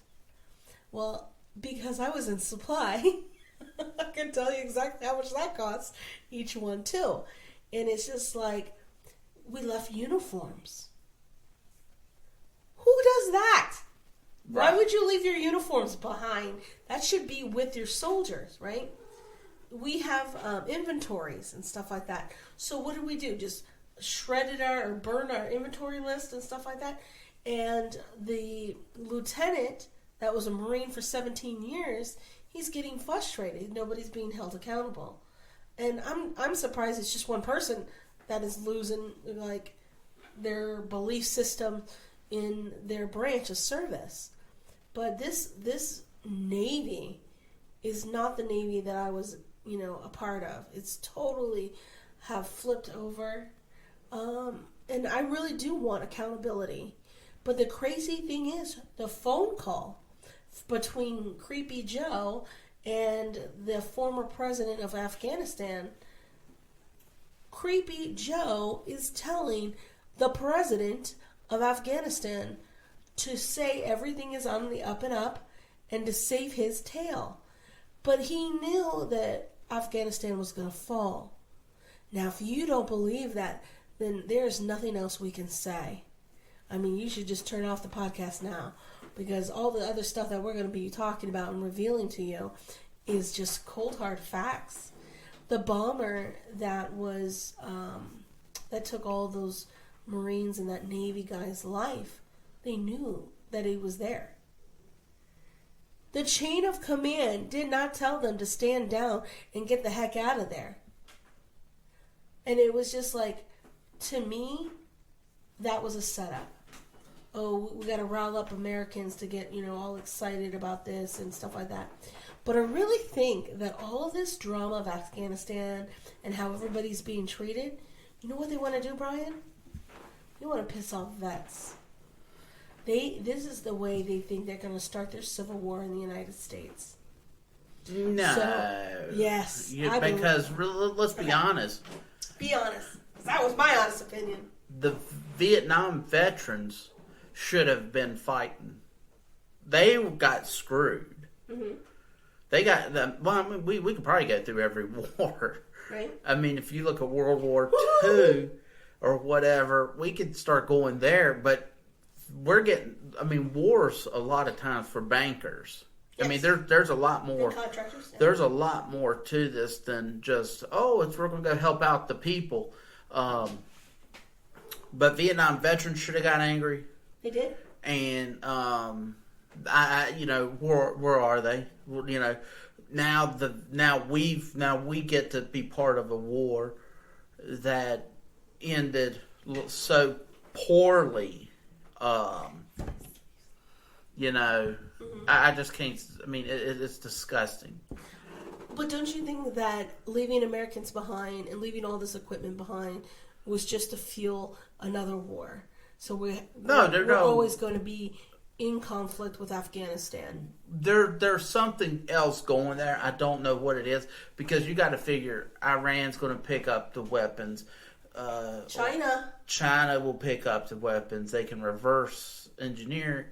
The only way that it would make sense leaving stuff behind would be if you're going to put viruses into their computer, so when they start trying to do the reverse engineering, I could easily see doing something like that. But I know that's probably not what they were doing. If I was a betting man, they were just stupid. I have no clue what was going on with this administration. I don't know. I'm glad to see Trump said, all right, we're going to get out. He wanted to get out in January of 2017 when he went into office and was immediately. But, that was one of the big things about Trump that he did wrong, was he brought a lot of the people in there, like John Bolton and those that wanted war. So whenever he would say, all right, we're getting them out. He didn't know that from the beginning. Anyone, I think, if you just do a little bit of research on John Bolton, on some of these folks, you should have been able to know. Now, like, there might be the FBI, the CIA, things of that nature. There's a lot of people I couldn't name. You only know the head of the FBI or the head of the CIA. But I do want to share this. I'm so sorry to break your flow. His name is Lieutenant Mike Byrd. Mike Byrd is a lieutenant that shot and took the life of the United States Air Force veteran Abbott. Okay, go ahead. Oh, but that was a police officer from the state capitol? Mm-hmm. Well, see, that's a whole nother thing. If you really look, when you had the insurgency of January 6th, that wasn't an insurgency. All right. The FBI already admitted that. Well, you saw cops opening up the gates, people walking on the side of the wire of the ropes. I know there were some people bashing glass and stealing things, and I get that. There was just a madness. They did release a video though of the what is it called? I forgot what they're called. Antifa? Antifa. They showed the videos of the 4 coach buses coming in, and they were being escorted by the police prior to January 6th. Then you also saw videos, right? Videos from the Capitol building, right? Of them changing into patriotic clothes and Trump this and Trump that. We have that, and it's been played on, I want to say it was Tucker Carlson. Is that how you pronounce it? Carlson, thank you. It was on his show. I'm not sure if it was on Sean Hannity, but it was on all the alt media ones. We saw that over and over and over again. So it was about maybe 7 men, all black, taking off their clothes, putting on jeans, and you saw Trump 2020, Stop the Steal. They just put on all these different clothes. Why would they just come there dressed like that? I don't know. But I can't look, the FBI, the CIA has been, when you go into a crowd and who's just protesting, and they can put a couple people in there and they start flipping cars, and then in turn everyone starts flipping cars and doing violent things. You can look at because I was thinking about if I was up there in January 6th and I would have been near the Capitol and everyone starts walking in, I could easily have seen myself walking in there just because everyone was walking in. Calm. There was very few people. I mean, you got the idiots climbing up the side of the Capitol. But, as I've said in the past, and I'll say it till I'm blue in the face, at least they were at the right spot. Because that was the place that truly steals your freedoms, that holds you down, that, that they've taken everything away. So that's at least you're in the right spot. You're not burning down a neighborhood. Poor CVS's.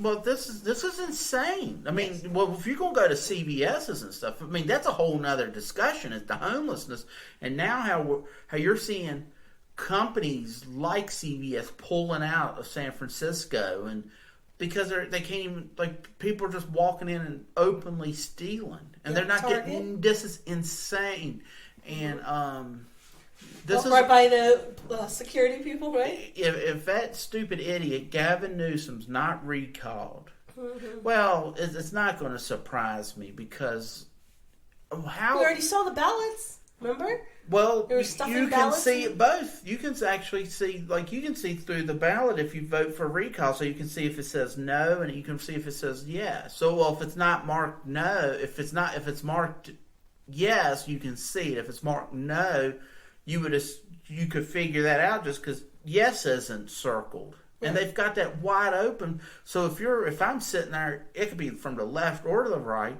If I say yes or no, I can throw whichever one I don't want out. Yes, but the whole point of, I feel that Americans are definitely awake now and know to vote in person versus this ballot stuff. This ballot stuff is just for the Democrats to cheat because they don't have the machines to do it now, and now everybody knows about the machines being, manipulated in such a way that all states have the same glitch or the same manipulation, right?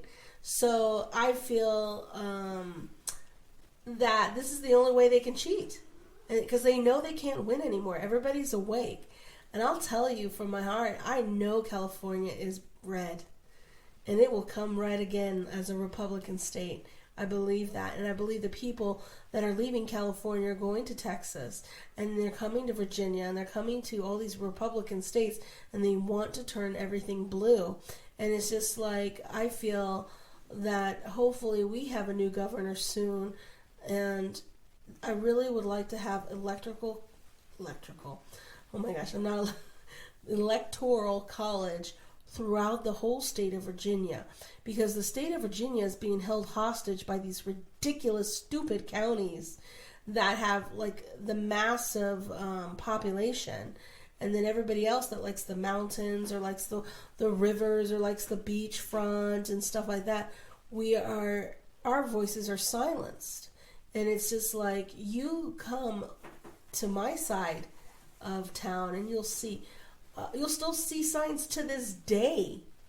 Trump 2020, Ben Klein, all these, and it's like the other day I was helping one of my friends move some stuff around, and all I saw was Trump 2020, and I didn't see anyone stop the steal or anything like that, but it was like, we're so awake. President Trump is literally the righteous president that should be in office right now, and if you don't believe that, then I can't tell you, your mind will never be changed. And if you're that lost, then the only thing that can save you is Jesus and prayer. Because the facts are so in your face.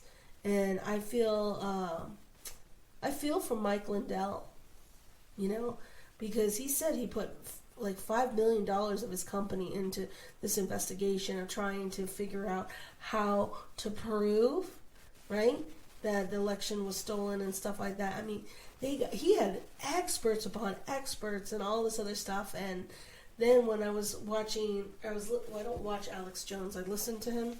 So I was listening to Alex Jones talk about a man being arrested not once but twice for listening to Mike Lindell's 3-day, his 3-day thing that he did, right, like a couple weeks ago online. I forgot what he called it. But yeah, I remember him doing this little thing. Yeah. But look, Mike Lindell, Rudy Giuliani, I can't remember the other lawyer, she's the one who got up there and said they're going to release the Kraken. Anyone, I mean, there's always voter fraud. Yeah. I mean, if through all of from day one, from everything, from all elections, since the country was founded, we've had voter fraud or people doing things. So this isn't a shock to hear. So in turn, you would think they would be trying to make sure we can secure the election as best as possible. But the thing with Mike Lindell, Rudy Giuliani, now I understand it's the media, so they can take out of context things. But I have yet to see these guys really give that. They keep calling for this knockout punch, and they have not thrown a knockout punch. Okay, yeah. Rudy Giuliani, I got to interrupt you. Rudy Giuliani will never do that because he has something in his past that he's being blackmailed for. So he can only go so far, and he's like a cheerleader. That's what I think of Rudy Giuliani. He is a cheerleader. But he's coming off like a lunatic. He's got that stupid hair dye dripping down his face. That was one time. Brian. That one time can change. Look, it's like I talk to people all the time about the running as candidates as a libertarian. I said, what we truly need, we need people to come out there, the fashion designers, and when you because we have, this may be a shock to you, but a lot of times when you look at a libertarian candidate, they have this facial hair that's just like a shaved in the dark. They cut their own hair in the dark. Their outfits look like garbage. They're too tight. They don't match. They're driving around in some beater. And I get it. I get what they're doing, and with driving around in a beater, because I'll drive a car into the ground too. But I understand when you go out onto that stage, when you're in front of the media, if your tie looks like Laurel and Hardy, where it's up to your chest, it's a little tiny kid tie, and then you could be saying the truth, but because you look like a goofball,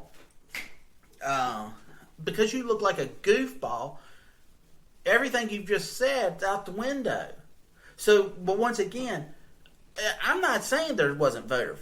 Something was going on. I really don't like when people, I know there's several states that send out mail-in ballots, but they've had years of doing it. They've been prepping it to, hopefully they've been going through, making sure it's right, cleaning up their roster. But when you have states just start immediately, California, New Jersey, just start sending out ballots, and they haven't even cleaned up their voter, something stinks here. And you're not going to sit here and tell me. And I was really disappointed with Jo Jorgensen. I don't think Spike Cohen's okay. I would have preferred to have him on the front of the ticket because he can talk a lot. I think, to me, a lot better. But and articulate the ideas and the movement better. But when there's no one that can sit here and sell me on Joe Biden who's been ran out in '88 plagiarizing, so he had to quit. Well, no, he had to quit because he said he graduated from law school like third of his class, and when he was like. No, it was like the third from the bottom. But I think he was also plagiarizing during that one. And he got busted because he took some other guy's story and was saying that was his life story. Oh yeah. And then 2008 he got pretty much ran out. And you're telling me that in 2016 they probably told him to sit down. And but in 20 he was in the basement. He got no excitement. He talks like a moron. Mm-hmm. His running mate got not one delegate vote. That's the first time in history. She's not well liked. That's the only reason when people say, is he going to be removed from office? It's like, no, he's not going to be removed from office because they know they got Kamala Harris and she's not well liked. We've got Ralph Northam here as our governor. Oh. Okay, Ralph Northam, you know why he was saved? He did the blackface. Or he was a Ku Klux Klan guy. He can't remember which one, but he was one of them. He just can't remember which one. And I guess he's having to debate which one was worse, me dressed up like a Klansman or me in blackface. So and people actually allowed this nonsense to be. But then you have Justin Fairfax at the same time got the sexual allegation charge thrown against him. So and then you have Mark Herring, who would have been the next in line, I guess, or that top tick. I don't think Attorney General would probably be the House delegates, like it would be in the things first. But I can't remember now. But be it here or there, had he dropped out, Mm-hmm. you've had Justin Fairfax roll in. Well, he has a sexual allegation. Well, then you got Mark Herring who says, "Well, there's a blackface picture of me out there. I don't know where. So I'm just going." It was like when Billy Idol came out. Heidi Fleiss got arrested back in the 90s with the Hollywood Madam, and Billy Idol came out and was like, "I never purchased prostitutes from Heidi Fleiss." Well, no one ever said you did. He just took his preemptive strike. So in turn, what he was saying is, I bought prostitutes from Heidi Fleiss. That's what Mark Herring did. But Northam stayed in office because they had shitbags behind him. But we did have the process of getting him recalled. It wasn't going to go nowhere because of that. I'm telling you, it was not going to go nowhere. And with Joe Biden, I had hope. He is sitting there, and he don't have to worry because they know who they've got behind him, who would fill his spot. So it would be easier to use him as a puppet, which I truly believe he is. They just whisper in his ear. Yes. Now, someone once said, and I was listening to Tim Pool say, and he goes, he always believed that Joe Biden was the figurehead. He was a puppet. And he said, it's a figurehead, it's a puppet. And but he said, when you watch the Afghan pullout, maybe there is no one really in control because it was so poorly done. And I thought, well, that truly makes sense. But if it was me and I want to be able to push, because they're going to push this $3.5 trillion budget through. They will just force it through. Hopefully the Republicans will take over the House and can stop it. But they still have time. They've still got plenty of time. They could force it through. But see, this is another thing that we don't take into our politicians. We don't hold any of them accountable. That is one thing. The governor, I want to say he was a former Navy SEAL and he was the founder for Mission Continues, had a sexual Which governor? assault. Can you look it up? Yeah, I'll look it up. I want to say Missouri. Okay. And this was 2015 or 2016 or 2017. Okay. Okay. My friend Brian is looking it up on the computer, so we have all the facts straight. But anyway, so this from former Navy SEAL became governor. Great guy. I met him like 3 times. He's just full of life. Got married after he, got out of the service. Missouri in 2018. Yeah, Missouri. Thank you. His name was Eric, Greitens. How do you say it? Greitens? I don't know how to pronounce his last name. But he was an amazing man. And I guess the lady that was cutting his hair and like prepping his, makeup and all this other stuff for his campaigning and any meetings and stuff like that. And then he brought her in or on board and really thought, she was going to be part of the family unit kind of thing, right? And she turned against him and stuff like that. But nobody ever investigated this woman. See, this is the thing. For every conspiracy theory, there's always like 10,000 rabbit holes you can go into, right?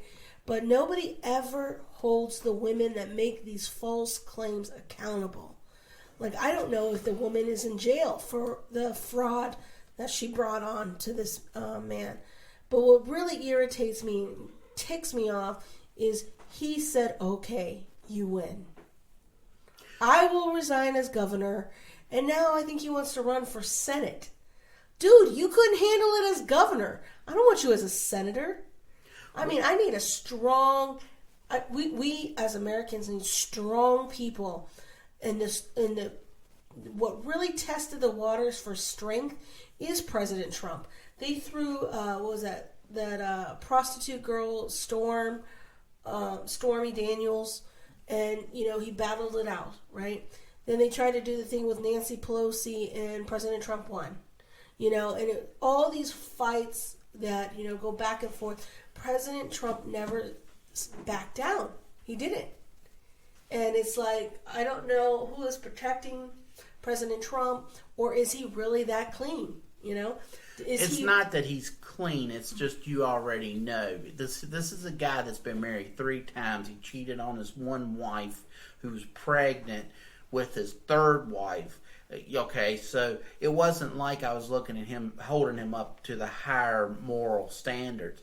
The thing is, there was a comedian that the comedian is Jim Norton, and there was nothing anyone could say about him because that would really stick, because everything he talked about it in his comedy show. Okay, Trump was identical. Trump had anything that would usually make people hide behind closed doors and come out with their wife to apologize or something. Trump, you knew this was who Trump was.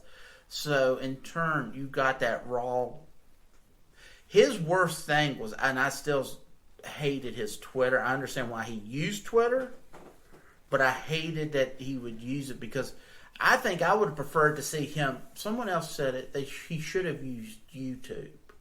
But it's okay for Obama to use Twitter. No. I'm not saying that it's against him to use Twitter. His Twitter, you only get 140 characters. Okay, so he comes out and he'll make some snide remark on there, or whatever the remark is.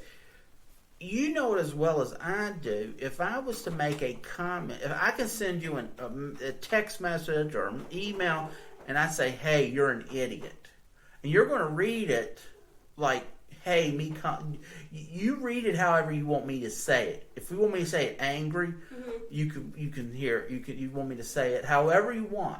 Where if I send it by video and I go, hey, you're an idiot, and I'm smiling, I might say it goofier, I bring up my voice. It changes. You don't go, oh, he's calling me an idiot. He's calling me, this is a joke.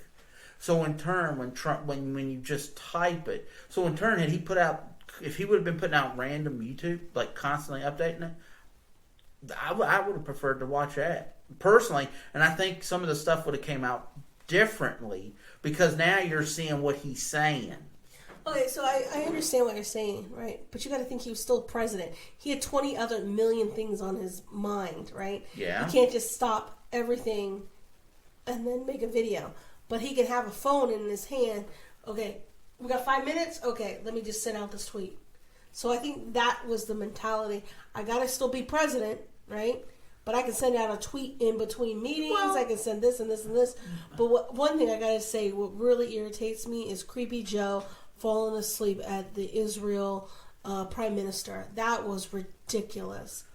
And the Israel... Some people say he wasn't falling asleep for what it's worth. Oh, when I saw his hands folded and his head not in almost into his own lap, I just assumed that he was sleeping. But I'm just saying, for what it's worth, some people say he wasn't. So another thing was... I'm not political correct.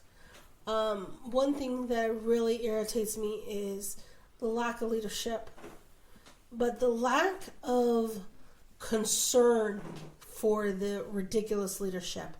4 years I have been attacked because I'm a conservative. I am married. And it's crazy because if you know my background, you know that I'm extremely educated. But I'm educated in not just the gospel of Jesus Christ, but I'm educated in the world things as when I see AOC, I'm gonna compare myself to her. Okay, we're both minorities, right? I would never go for an interview and apply like she did to become a congresswoman. Now that's a fact. They have videos of her being interviewed as a movie production to get her into office. And it's just when she went on, I don't know if it was a podcast or an interview, AOC said, "War is messy." And I just wanted to go through the screen and punch her in the face. The United States of America, we're no longer in war with Afghanistan. It's over. The war of Afghanistan is over. Leaving Afghanistan should not be messy. There shouldn't be no bloodshed. And you shouldn't hold a rifle up to a pregnant woman that she's only 15 feet away from the airport, right? And say, if you take any more steps, I'm going to shoot you. So you're going to make this one American woman that's pregnant a martyr? I feel like Afghanistan is just trying to, not Afghanistan, I apologize, the Taliban wants so desperately to keep the war going. And it's you want to keep it going because now you got all the supplies to fight now. Before you didn't have it. Now you do, right? And another thing that really got me, my heart just beating so fast, is that when somebody makes something, right, they put their heart and soul to it because it's their name attached to whatever product is being put out there. A good example, Mike Lindell and his pillow. My pillow? Oh my gosh, that's I highly recommend anybody to purchase that. That pillow is amazing. But anyway, not trying to shout out to Mike Lindell, but that is a product with his name on it, and his photo is on the actual products, right? And so you want to have the best, right? So in Afghanistan, there was these armored trucks, right?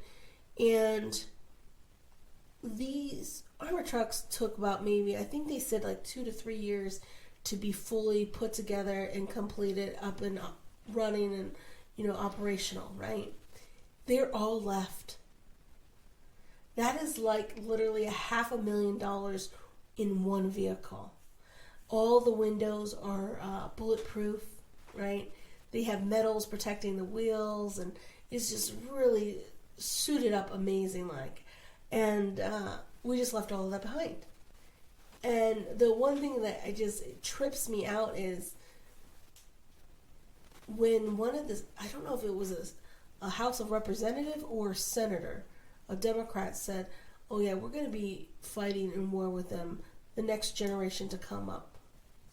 we just basically armed our enemies so we can fight them later. Who thinks like that? Like, what ridiculousness is that? Well, that's the military-industrial complex for you, you know.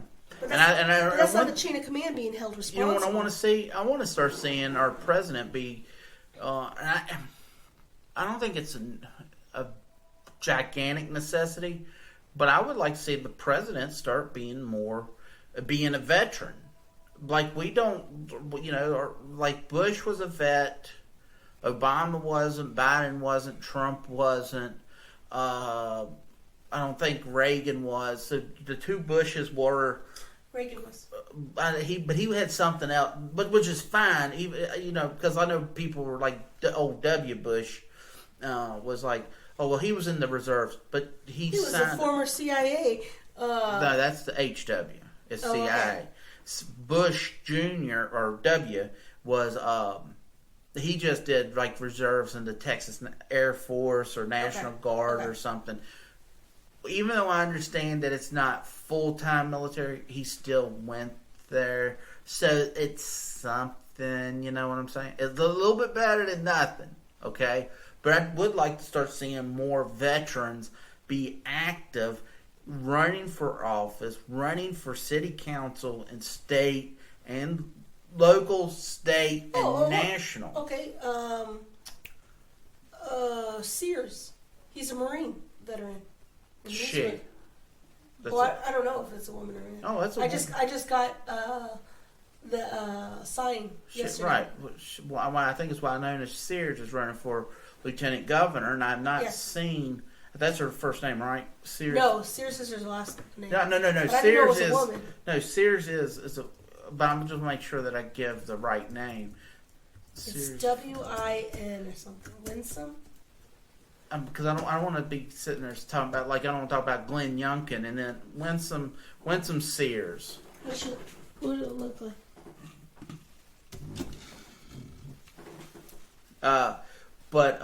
This is the first time I've seen right there. But we need veterans holding office. We need veterans. Oh, stand by for that. Stand by. We got to break this. No. Okay, we need the right veterans to stand up. True. Let me tell you this. This is what irritates me.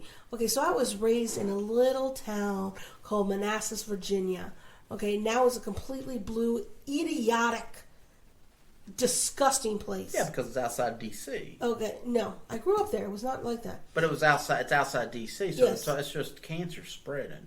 Well, yeah. But when I grew up there, that's how I got to love my neighbors. Because we were all neighborly and whatever. I'm not going to go into that. There is a Marine that was running for re-election that says, I am a socialist. And he got into office.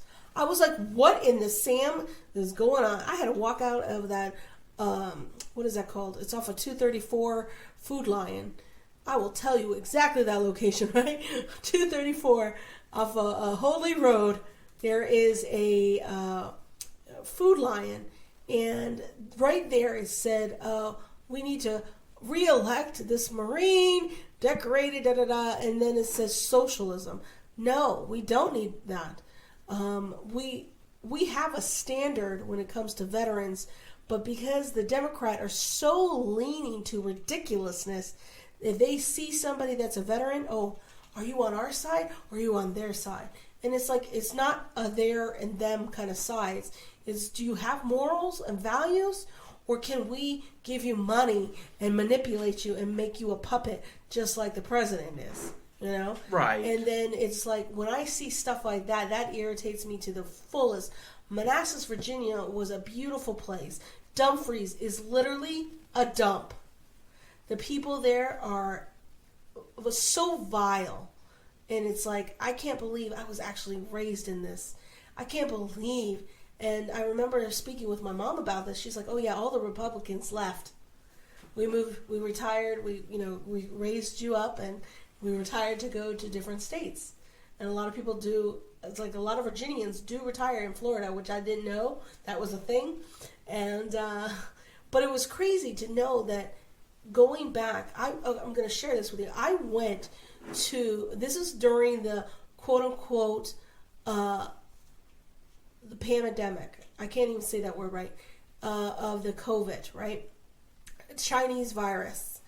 I went back home, and the hate is almost like the Middle East kind of hate.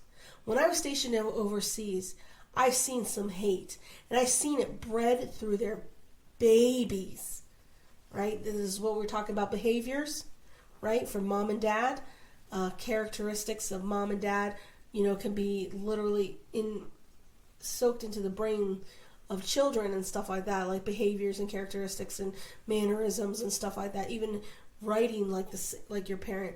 A lot of people say my handwriting is like my dad's. I thought that was really cool because my dad has really beautiful handwriting. But anyway, so in Manassas, Virginia, Prince William County, do not go. Okay, they should have a sign in Prince William County: do not come. Like Kamala said, do not come. All right.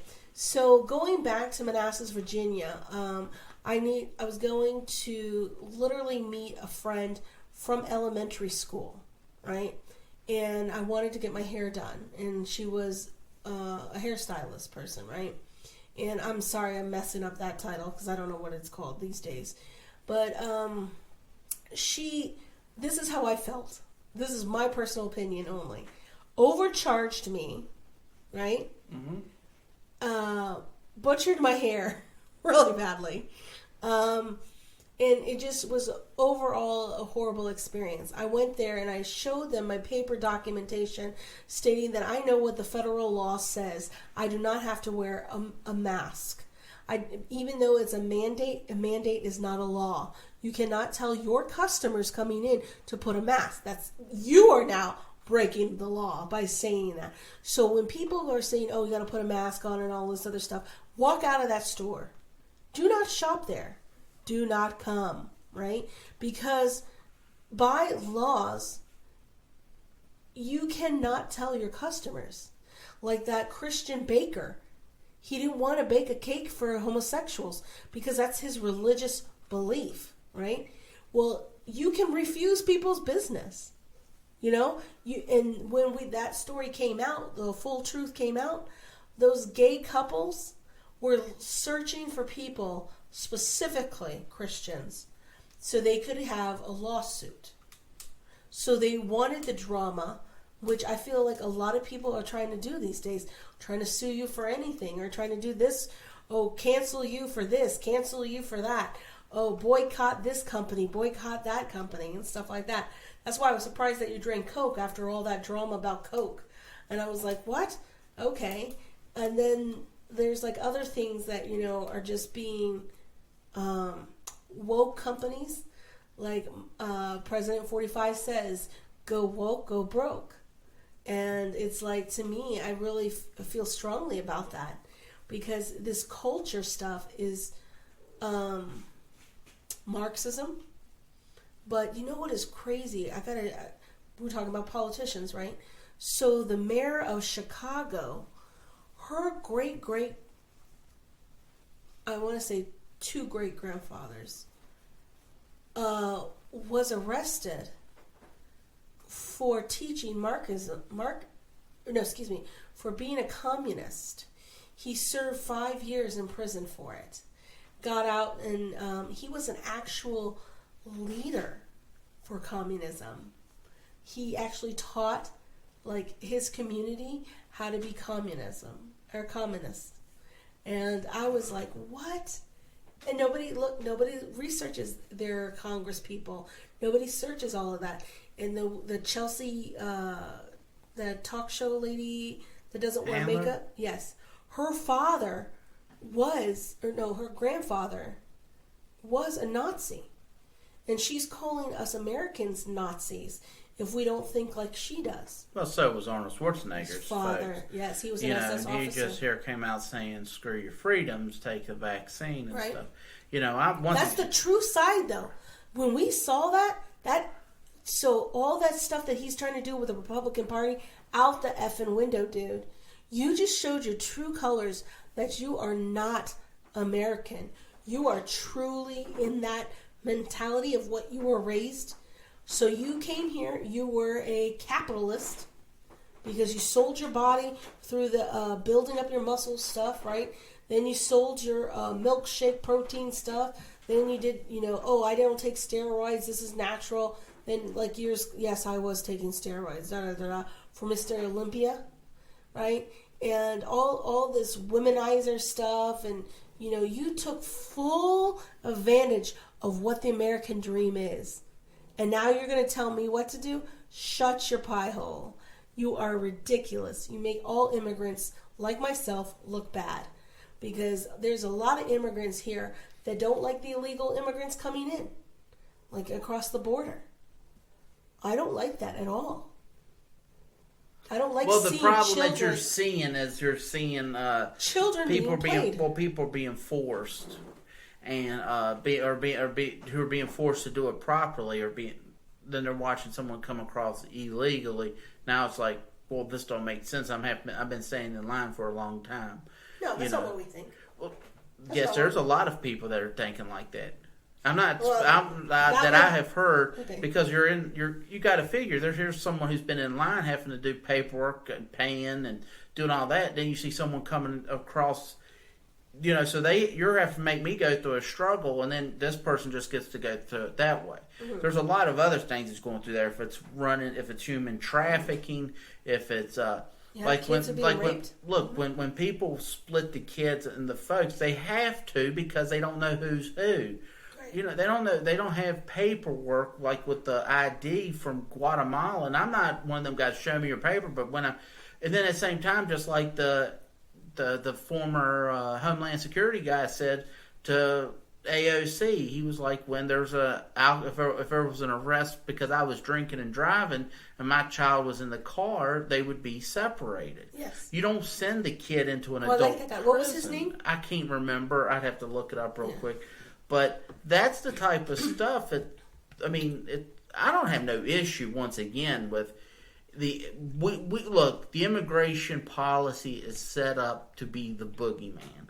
So in turn, instead of trying to fix it, it's easier to say, hey, one side will say, let's let all the immigrants in. One side will say, let's fight the immigrations or whatever. And in turn, it's like, see, they're taking all of our jobs. They're doing this. There's a lot of boogeyman stuff going on. That's why they don't want to fix it. When Reagan legalized over 2 million people, he said, fix the immigration problem. And what did they do? Nothing. And so you're and this has been going on for years. Huh? What was the guy the director of? Homeland Security. I can look it up real quick. Yeah, I'm doing it right now. So, it sucks, but that's just he was in that he was talking to AOC and he said that. No, that wasn't him. Yes, it was.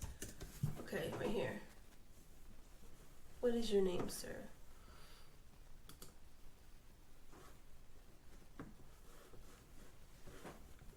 So, but yeah,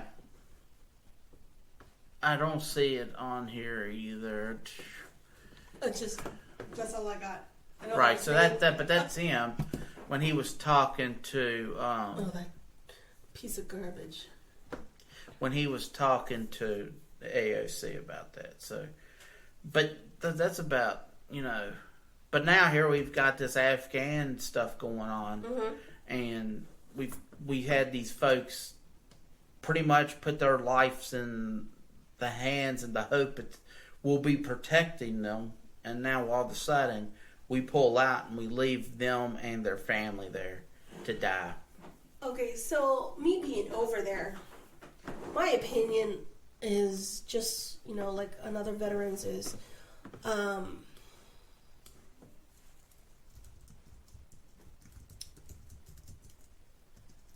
their mentality is nothing like a macho mouse. The Afghans that I know and cherish and love are like, I know this sounds so cruel, and I'm probably going to get a lot of veterans mad at me, but they're beta. They're calm, they're happy kind of family men. They're not charging, like D-Day kind of soldiers. They're not like Mr. Lewis. They're not like, I'm trying to think of my grandmother's friend. But they're not like my grandfather. They're not like my dad and my uncle. And they're not, they rather be fathers instead of fighters. Right. And it's like their whole entire family structure and unit is different than ours because they do believe in, parenting and stuff like that. And they do hit their children, but it's not like abuse or anything like that. But the mentality of Afghan versus Iraqis and Muslims and stuff like that, that is different mentalities. So the Muslims, and I will tell you this directly, they are the enemy. They are demonic, possessed human beings. And people are like, oh, when they come over here, they're different and all this other stuff. But I highly suggest you do your history and read what their belief systems are. Because if you're not a Muslim, you are the enemy. That's in their documents. People like, oh, they'd like to try to use the Bible against us. Well, the Bibles do tell us about Muslims and other religions and having other false gods and all this other stuff. So if you want to use that against that. But the things I've seen, I can't unsee them. The experiences I have with that religion, I cannot honorably say to anybody that religion is happy, that religion is comforting and loving. I can't say that because I would totally go against everything that I believe in. That religion is pure, insane, demonic.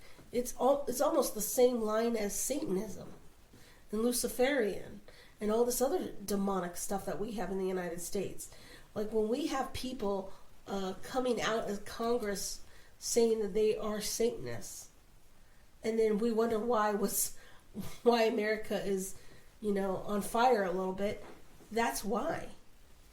And it's like, I don't feel that every American is walking away from God. I don't believe that people are stop believing in God because, some of the stuff that we do here in Virginia, God is always there. It's always present, and like some of the ceremonies that we do, right? And I think it's really interesting how we no longer see the Pledge of Allegiance in Congress now because of that one guy said, I pledge allegiance to the United States and left out God and stuff like that on purpose twice, right? And now we don't hear anything about that. You know what I mean?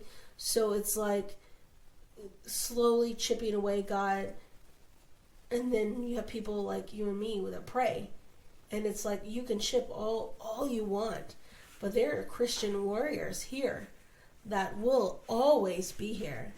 And it's like we may not say, oh, this is bad, you're going to hell and all this other stuff, right? But there are Christians that will say that.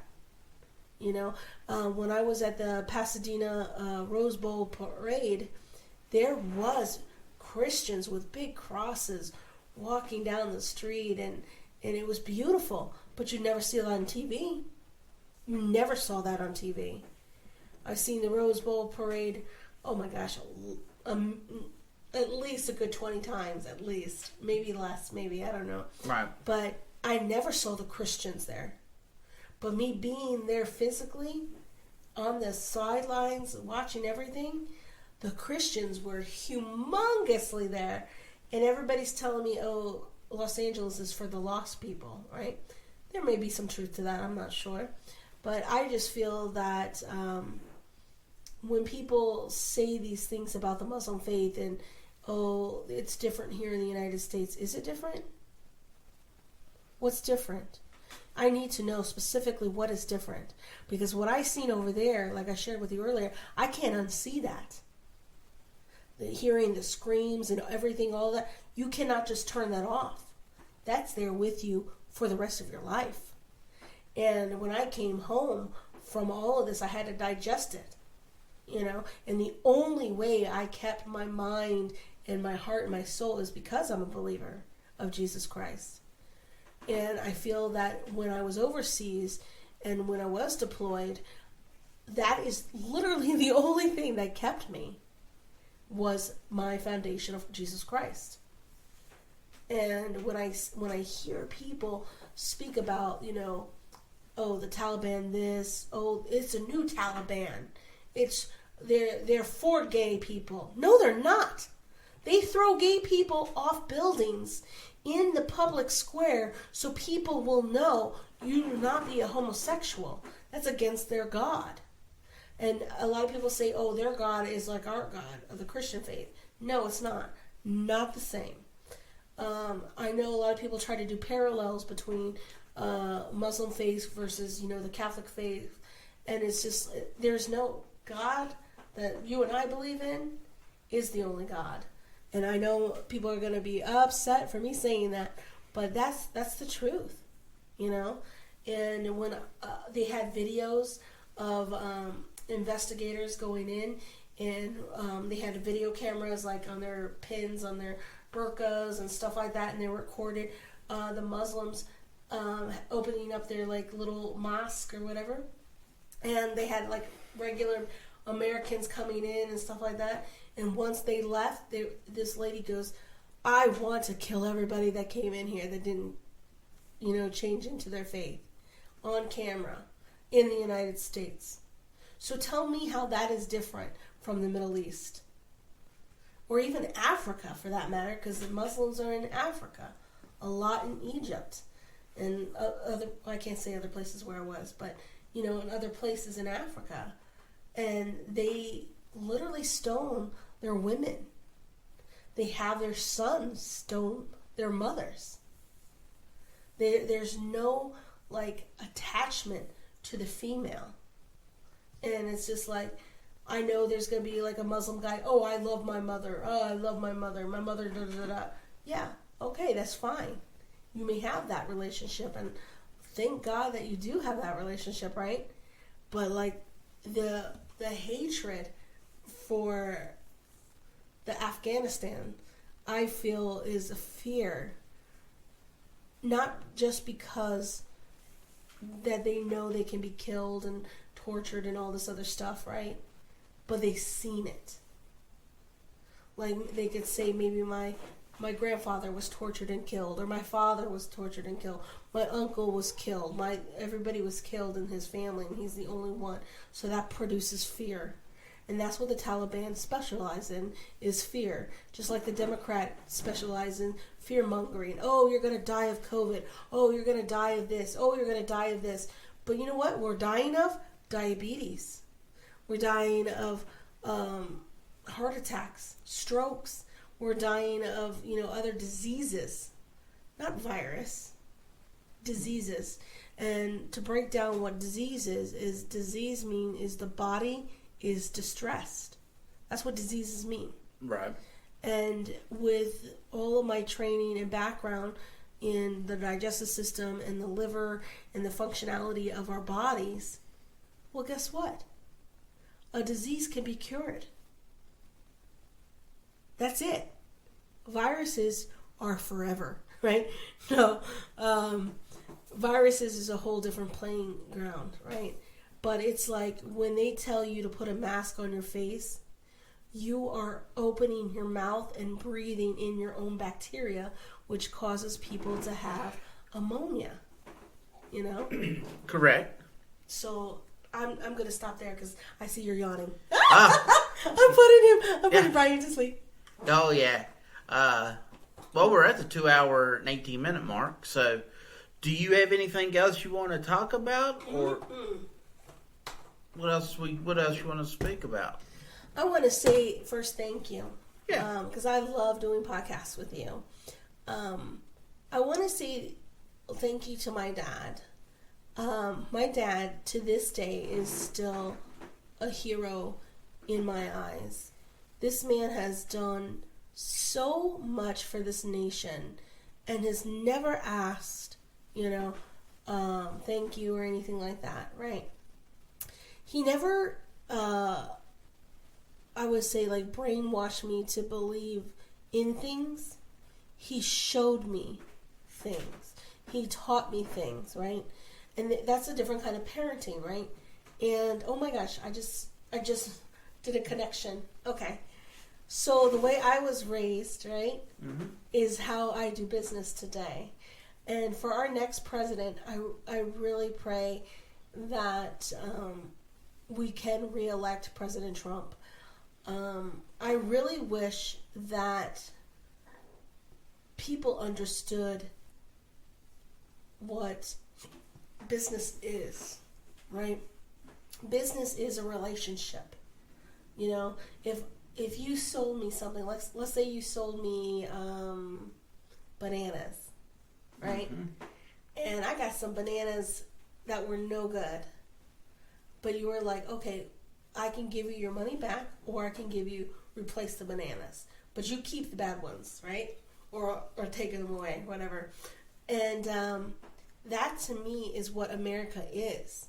We are a business, right? We are in the process of selling. And the thing is, when I saw how Americans, right, were so happy when we were energy efficient. We didn't need this mess that we have now with the energy and stuff like that.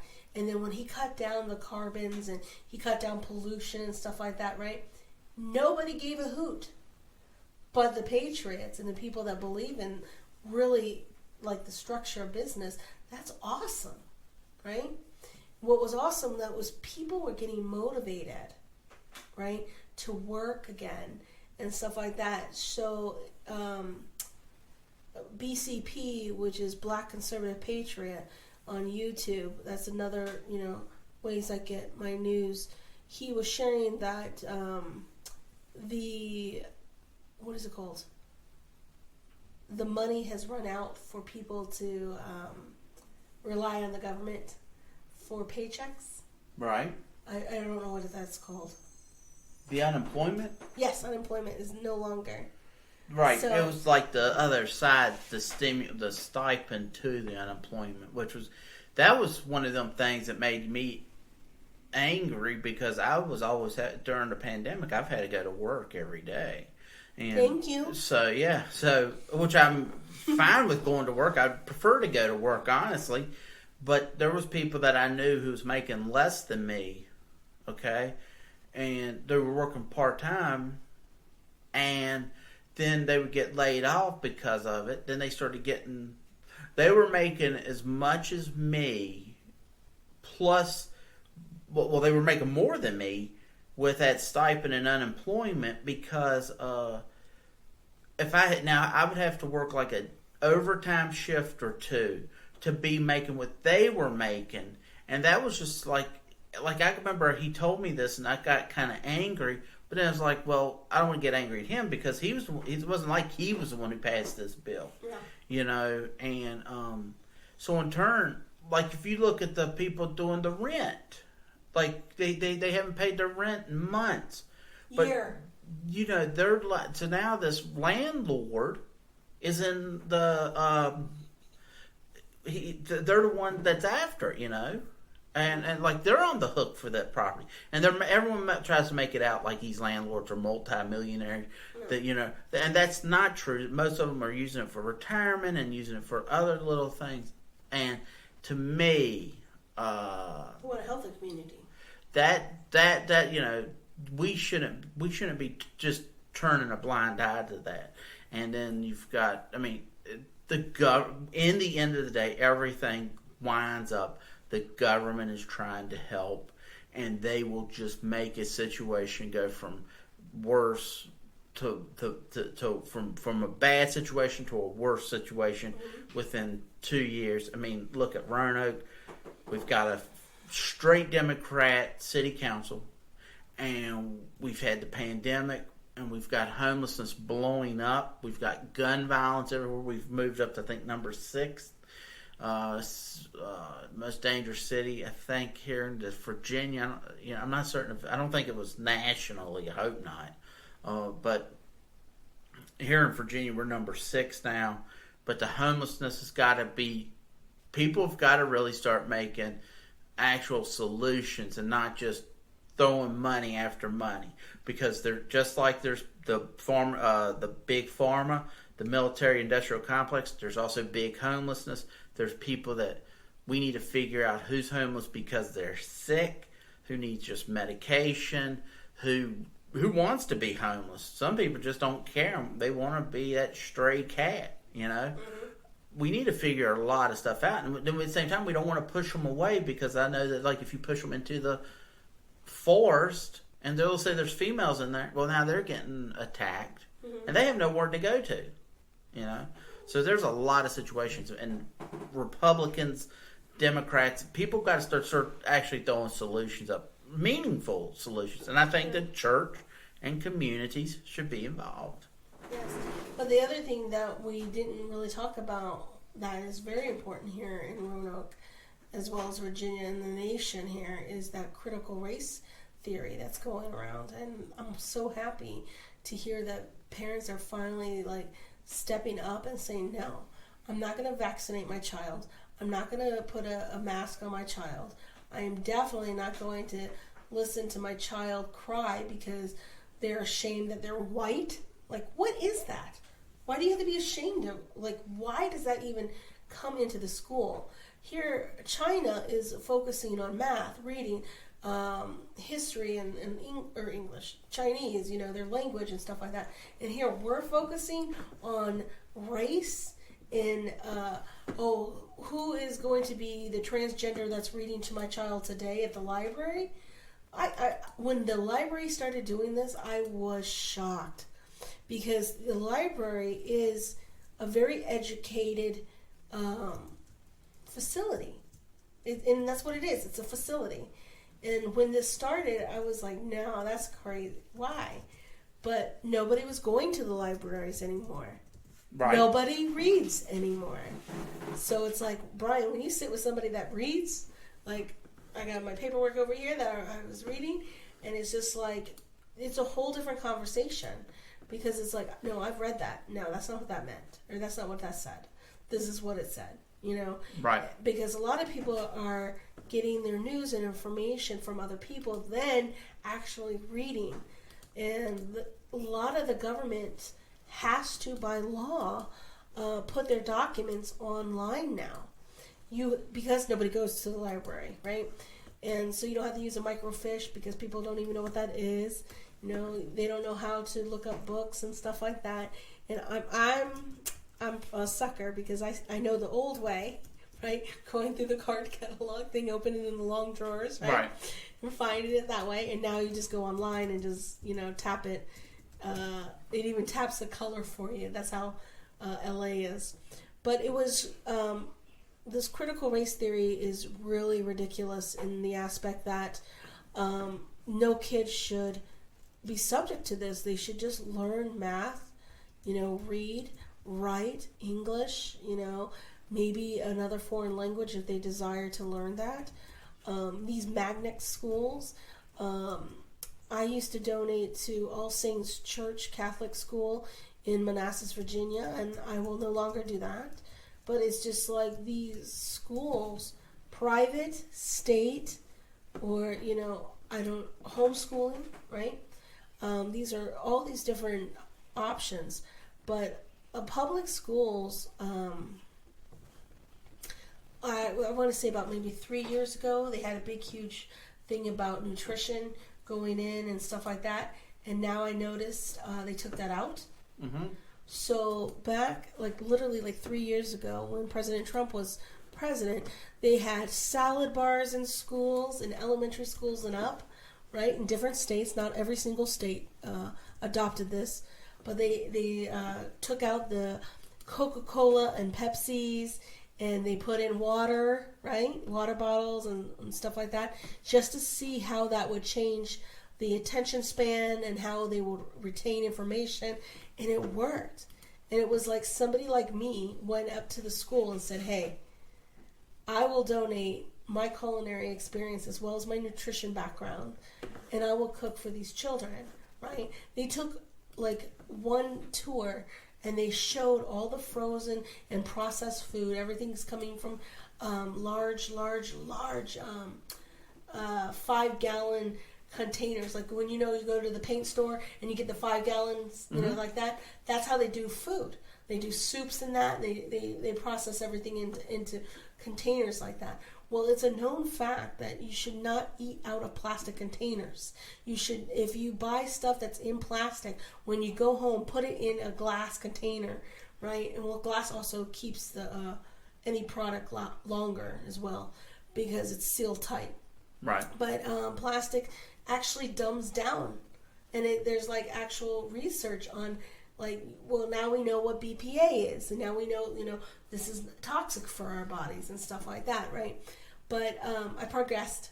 I just wanted to say that we are fully being attacked on all sides, and like First Baptist Church is going to be protesting at Planned Parenthood about abortion and stuff like that, and I highly support that.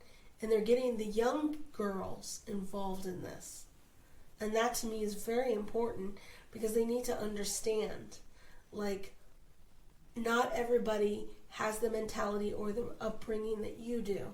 There's girls that are your age that doesn't have a father, and she fell in love with a guy and he knocked her up and he rolled out, Mm-hmm. And it's like, if other women or girls can see how other girls are, there's going to be a better understanding, more dialogue and stuff like that, and communication. And I highly support First Baptist for doing this. But First Baptist also does help with Habitat for Humanity. They do a lot of nonprofit organizations. And that to me is extremely important because you're introducing the community to Christians again. You're introducing the community to say, hey, we're not dead. God is much alive here. And if you can, I'm not saying you as Brian, but if you can understand that we are in a spiritual battle first, then everything else makes sense. Everything. Because the Marxist was communist, right? Communist was here, and then after World War I, and a lot of things started right before World War II. So the 1930s, after the Great Depression hit, right? We had a massive Great Depression in the end of the 20s, right? Because you had the Roaring 20s, and then you had the stock market crash. But then another thing that they don't teach here in America anymore is when the stock market crashed, right? That was the cities. But something came and destroyed all the farms in the United States from the West Coast and the Mid Coast, or the mountains and stuff like that. And it was sandstorms. These sandstorms, right? We don't even know how this happened, right? But it covered up homes, the dirt and everything, destroyed all the crops. There was no food. So there was an actual famine. But people thought the famine came from the stock market crash. No. See, but then there's people like me that I'm a reader. That is like my passion. And these sandstorms blew all the way to Washington, D.C. They have reports that the sandstorms were even in D.C. So they came from the Midwest area all the way through the United States. And that's why people were starving. That's why you saw people trying to get food out of those places. But guess who was up and running? Guess who was always open? The Clara White Mission was always open. That was Jacksonville, Florida. And that's just a little bit of history. Right. But anyway, I want to say thank you, and I'm going to shut up now. Yeah, well, I think that's, since we tied it all back around with Clara White. We circle back? Yeah. So, I think that's a good place to just end it. We've hit 2:35. So, all right. You got anywhere you you still posting videos on Rumble? Yes. Okay, and what's that? What's your handle? Do you remember it? American Receipts 1776. Okay, American. That's where I talk about documents, like this one that your baby is on right now. Yes. I go through America Receipts 1776 is a channel on Rumble that I specifically break down CIA documents and go through histories from that. So I do a lot of research and then I just spit it out what I've learned, right? Mm-hmm. And then Beautiful Chili, or it was a Beautiful Chef. I think it was Beautiful Chef on Rumble. Because I got so many of them. Beautiful Chef is where I break down nutrition, food, and I critique other people's cooking and say, ooh, I need to try that. And then I have like 2 videos I haven't uploaded yet that I tried their recipe, and it was really yummy. Because I know I've got the links. So I'll put the links in the things here and in the description below. So that way people can give you a follow if they wish. So, all right, well, thanks for sitting in with me. And we'll have to do this again sooner than later. You know what I'm saying? Yes. All right, so until next time, I'm Brian, and we will see you later. Thanks for listening to Maximum Libertarian. You can listen to us on Apple Podcasts, Google Play, Podbean, Spotify, and all the other places you listen to your podcast. Please also follow us on our social media sites at Twitter at WeAreMaxLib. Then go over to our YouTube channel and subscribe to it. Click the notification bell and you'll find us at Maximum Libertarian. So until next time, kids, remember, get active, join your local affiliate, and spread the word. Until next time, don't just live free. Don't just be free. Stay free. Later.